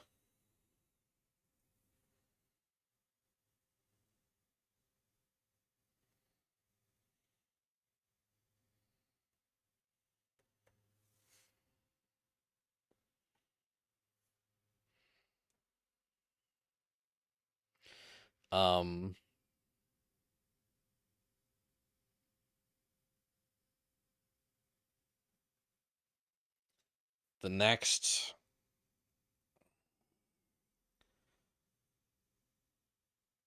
next Capcom DLC, the next to last Capcom DLC is Bishamon from Darkstalkers. Now, I realized that I needed another Darkstalkers character in this game because Darkstalkers 3 has a mechanic called Dark Force, and while Dark Force doesn't change a lot of characters aesthetically, mechanically it's basically the awakening mechanic where a Darkstalkers character can activate Dark Force and they get new powers and abilities for the duration of Dark Force, right? Morgan's Dark Force is the thing where she splits herself into like she splits into a clone, and there's two of her surrounding you from both sides, like messing you up. That's her Dark Force ability. Bishamon basically just gets an ability where he gains super armor, and Bishamon is one of the few Darkstalkers 3 characters where there is an aesthetic change to his form. He starts glowing golden, and he not only has super armor, but he doesn't take chip damage when he blocks. So basically, yeah, just that I'd put Bishamon in the game, and he would be a really upgraded version of that. Like he'd have a whole new look when he hits his awakening, and like he would have hyper armor. He would just power through every single attack except for like throws, and just be able to decimate you based on that. Um, yeah. I Yeah, I felt like there needed to be another Darkstalkers character for a game with these mechanics specifically, and Bishamon seemed pretty fun, and he's never been in a versus Capcom game before, I don't think. So, so yeah, had to put Bishamon in there. And we're down to the last two,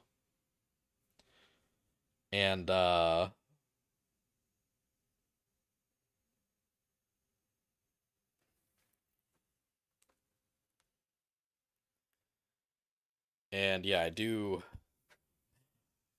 I do think these last two will be hype inducers, especially for like the respective crowds, right? Like I think the last Shonen Jump DLC character will be a hype inducer for the Shonen Jump fans, and the Capcom last DLC character will be a hype inducer for versus Capcom fans, especially. So on the Shonen Jump side,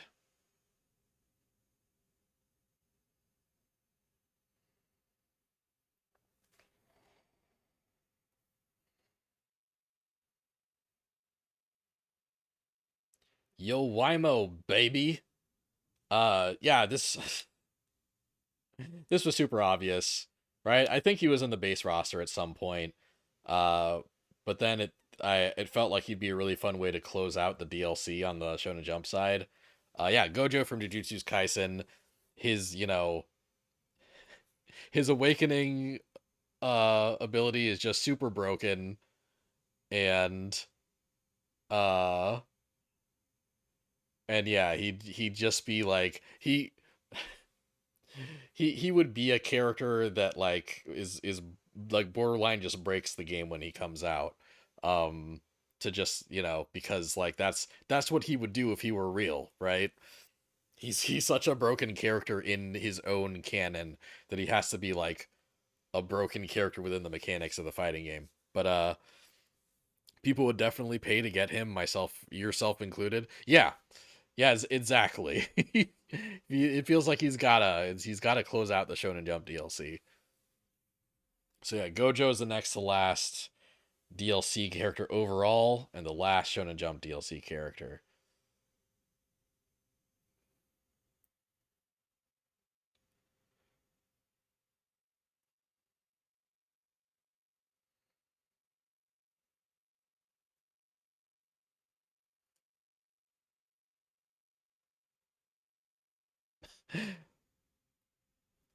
Will made a funny joke in chat, but it feels like it might be a spoiler, so I'm not gonna say it out loud.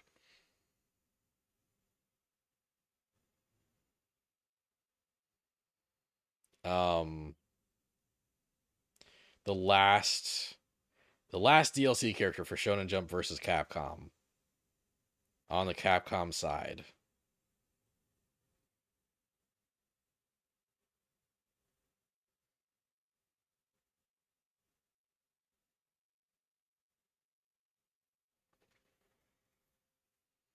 You've only watched one episode. Oh, that's funny. Um, Zero. Uh, Zero's first appearance in in these in my versus Capcom builds. Like you might have been expecting him in the last one, but here he is at the very end of Shonen Jump versus Capcom. He's, yeah, he feels like kind of an easy pick as like a hype inducer, right? Like versus Capcom fans love Zero. They're not tired of seeing him do the same combo in Ultimate Marvel vs. Capcom 3 for the 500th time. They just think he's really cool and fun.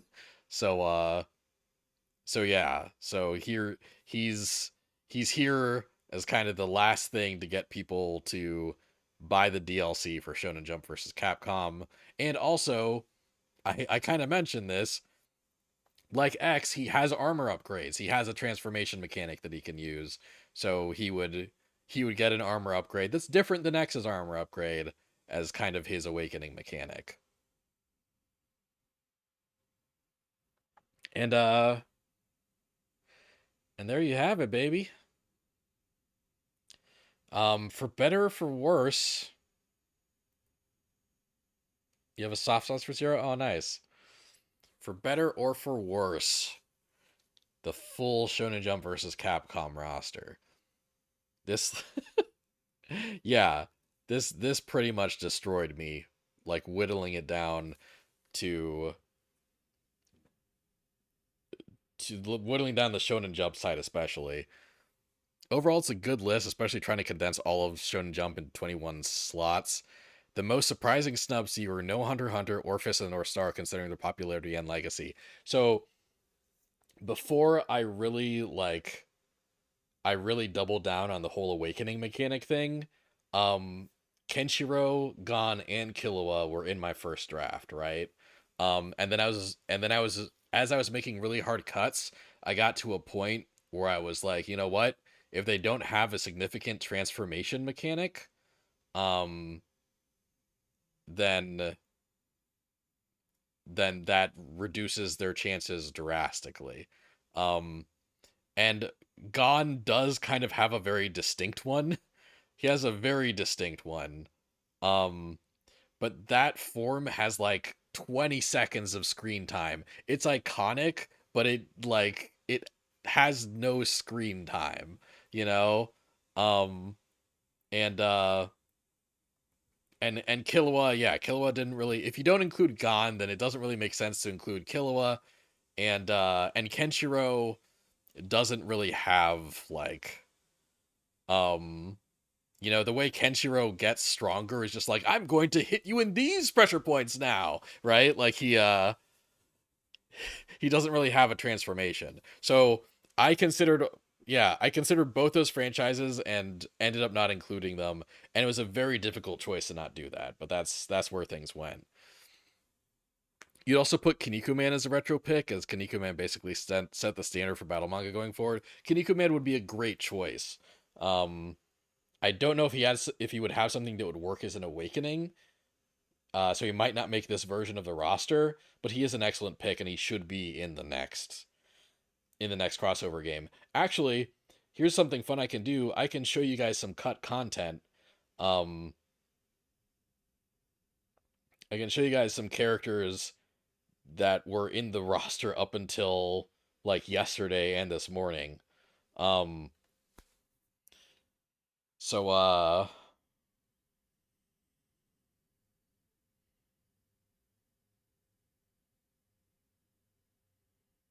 yeah, why don't I go in the rough order that I removed them?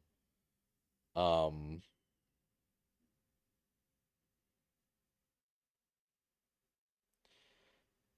uh, okay.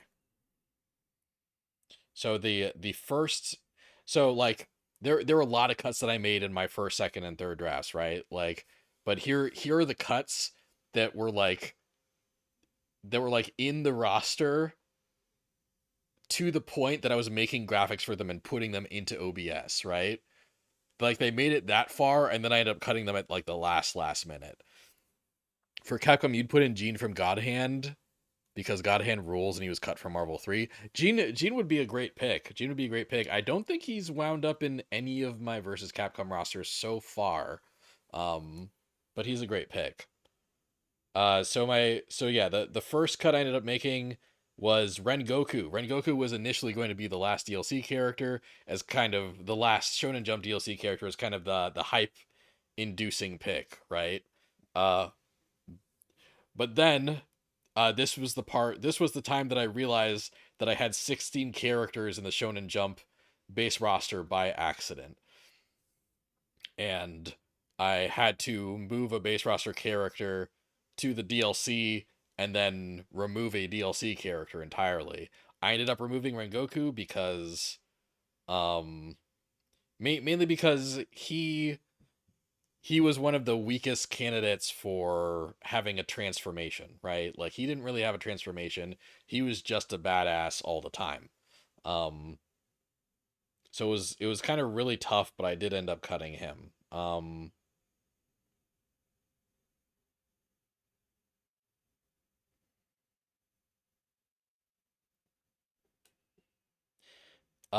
The next big cut I made after that, um I forget at which point I did this. Oh right. Then Then I realized that I didn't put Ishigo in the game. So Shoto Todoroki was initially going to be a DLC character. Um, and kind of he's got some cool abilities that I think would make him qualify for the awakening mechanic. But then I realized that Ishigo wasn't in the game. So I looked over my stuff and I realized that there were two characters left. There were two franchises. There were two series left in my roster that had more than two representatives, and that was My Hero Academia and another series. And it didn't make sense that My Hero Academia was the only one of the only ones left with three representatives when like Dragon Ball, when Naruto, uh when Demon Slayer didn't even have three reps anymore. So I ended up deleting Shoto to make room for Ishigo.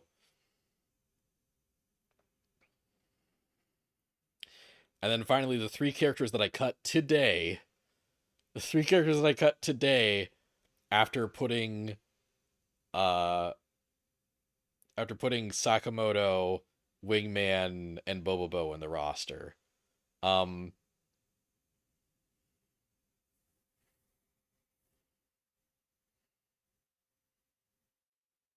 Blackbeard from One Piece. Um he was initially in the base roster. He moved on to DLC, and the first choice I made, right, is like, actually I need to make room for Sakamoto. So Blackbeard was in the second season of DLC. I gave Sakamoto his slot. It it felt kind of easy to do because at that point One Piece was the only franchise with three characters. And that felt justified, but also I was determined to get Sakamoto in there.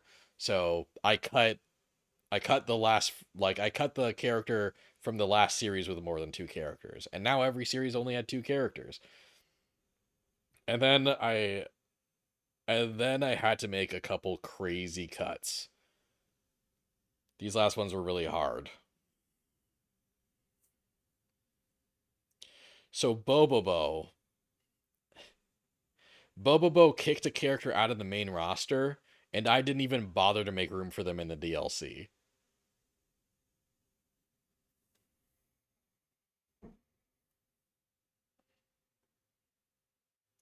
And that's Sasuke from Naruto. Initially, it was Naruto and Sasuke in the base roster. Uh, and like I have plenty of cool emo edgy boys in the roster, right? Uh, but Bobobo added a dynamic, Bobobo added a new vibe to the roster. So so I'm like, you know what? Like if you want to play a Sasuke, you can play like every other Shonen Jump crossover game on the market, you don't have that option for Bobobo really. So I cut Sasuke, and it felt like an insane person for doing it, but I cut Sasuke. And the last cut, uh, this character was also initially in the base roster. I had Dio as DLC. I swapped this character with Dio to put Dio in the main roster, but this character was still DLC.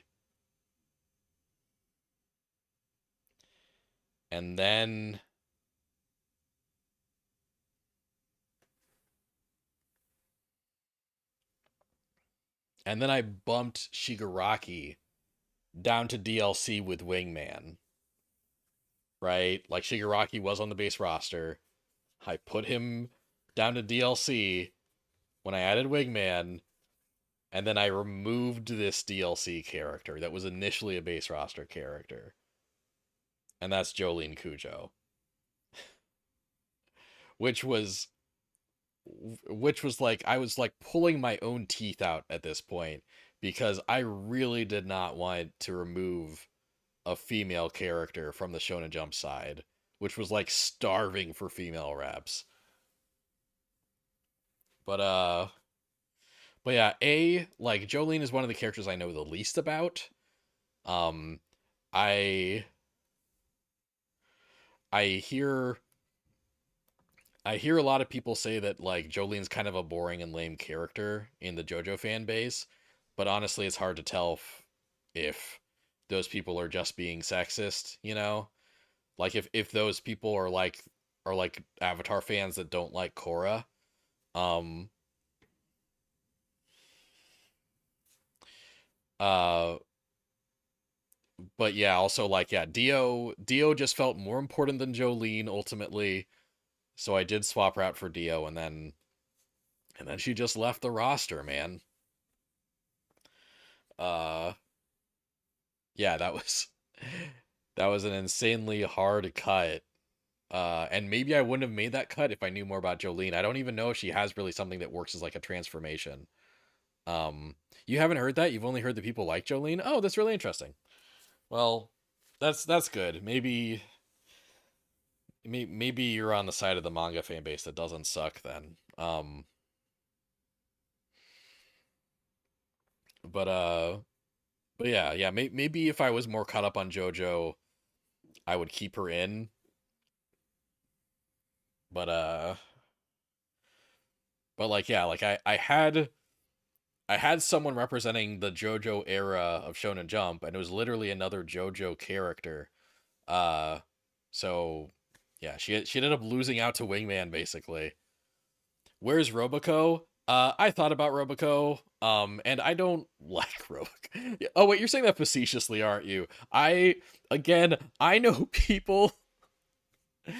people who would genuinely like fight tooth and nail to put Roboco in the game, and like on like a base level, uh, Roboco like makes sense. Like she has an anime, she's getting a movie, you know, like Shonen Jump keeps pushing her. Like logically, honestly, like she will be in the next Shonen Jump crossover game, right? Um and she probably has power-up forms because all Roboco does is parody other shit, so she's probably parodied Dragon Ball at some point. Um she's probably parodied other things with power-up mechanics. Um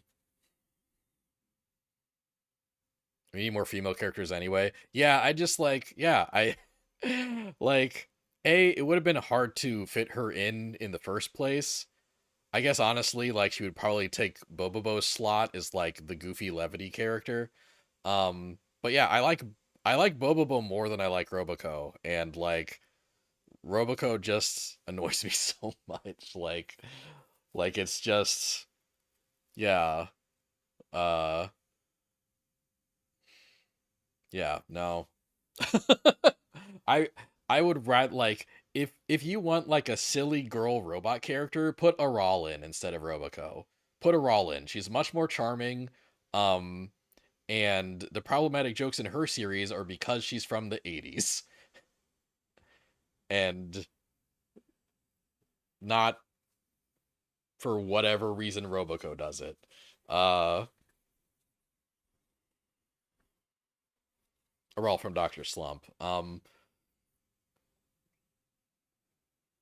Oh, you were kidding. You don't need Roboco in your game. Thank God. you you you made a convincing joke argument to the point that I thought maybe this was genuine.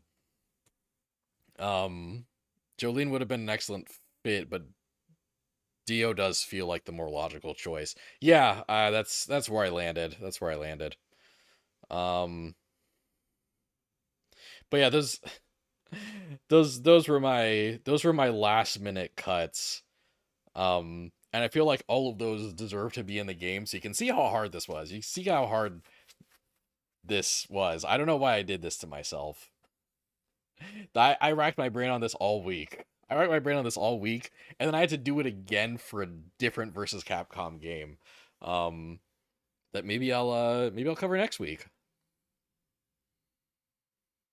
Maybe I'll cover it next week, and maybe if I'm crazy enough, I'll even add a game or two to the wheel. I uh I really wanted to I really wanted to have Sega versus Capcom on the wheel this week, but I just didn't have the time.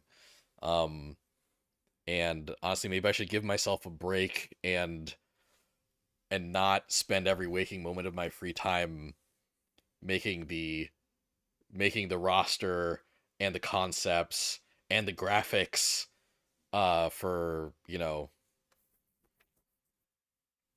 for multiple other things. So we'll see. We'll see.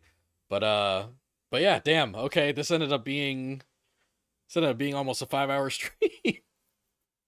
I really ran late on this one.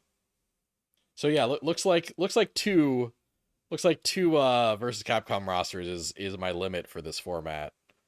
Looks like that's as long as I can run it. But yeah, uh this was fun. What about CW versus Capcom? Retail versus rival schools. Ooh, man. Honestly, like, oh my god. Warner Brothers versus Capcom would uh would still like accommodate that while having a bit more like scope. Although like, I don't know if that's high on the likelihood scale just because it seems like they're about to quietly delete multiverses from the world, like a CW fighting game would be great. Maybe limiting it to CW would just be a fun exercise, like you'd still get a lot of DC representation in there, right? Smallville, the Arrowverse, and you'd just have like these goofy like melodramatic soap opera versions of these characters, which actually does feel like kind of fun imagining what Capcom characters would even deal with that. Anyway, you got me you've got me about to barrel down a rabbit hole that I don't need to barrel down. Um yeah. Yeah, thanks for watching everyone. Thanks for everyone who stuck around to see my roster work. I think I am going to do this next week. I do more of this next week. So I noticed like some new people popping in here. If you want to see me do this next week, I'd love if you gave me a follow. I'm trying to get to 100 followers. That's my goal to stream regularly for the rest of the year. And my deadline for that is the end of March. So yeah, if this kind of stream is your jam, please follow me so I will do more of them. Supernatural, Sex in the City, Pretty Little Liars, etc. I got options. Was Sex in the City CW? That's interesting. Um, that that would be such a mess of a roster, but kind of fun. Um,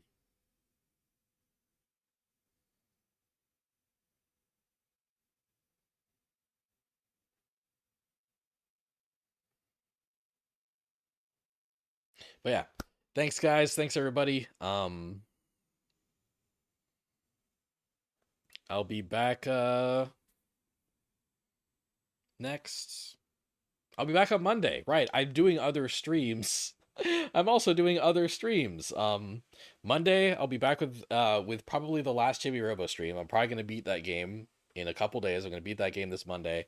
And I'll be back Friday and Saturday. Friday I don't know what I'm doing yet. I I had my nose down to the grindstone on this versus Capcom stuff, like so hard that like it's been at the detriment of everything else. I still need to edit Game of the Year stuff, I still really need to hunker down on that. Um, so yeah, maybe for my own health, I'll uh next week can just be the two versus Capcom games I already have prepared. Uh, and and yeah, so Monday Chibi Robo, Friday something, Saturday my next two versus Capcom picks.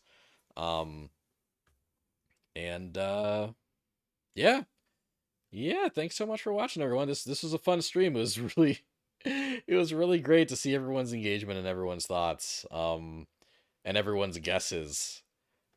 It was really funny to see someone in chat correctly guess that Tim Robinson was going to be in the Netflix roster. Like they may have guessed it as a joke, but they were correct, and that was fun. That was great. All right, I really gotta go to bed. um, yeah, cool. Thanks everyone. See you next week. Thanks everyone. I'm not hitting my mic. See you next week.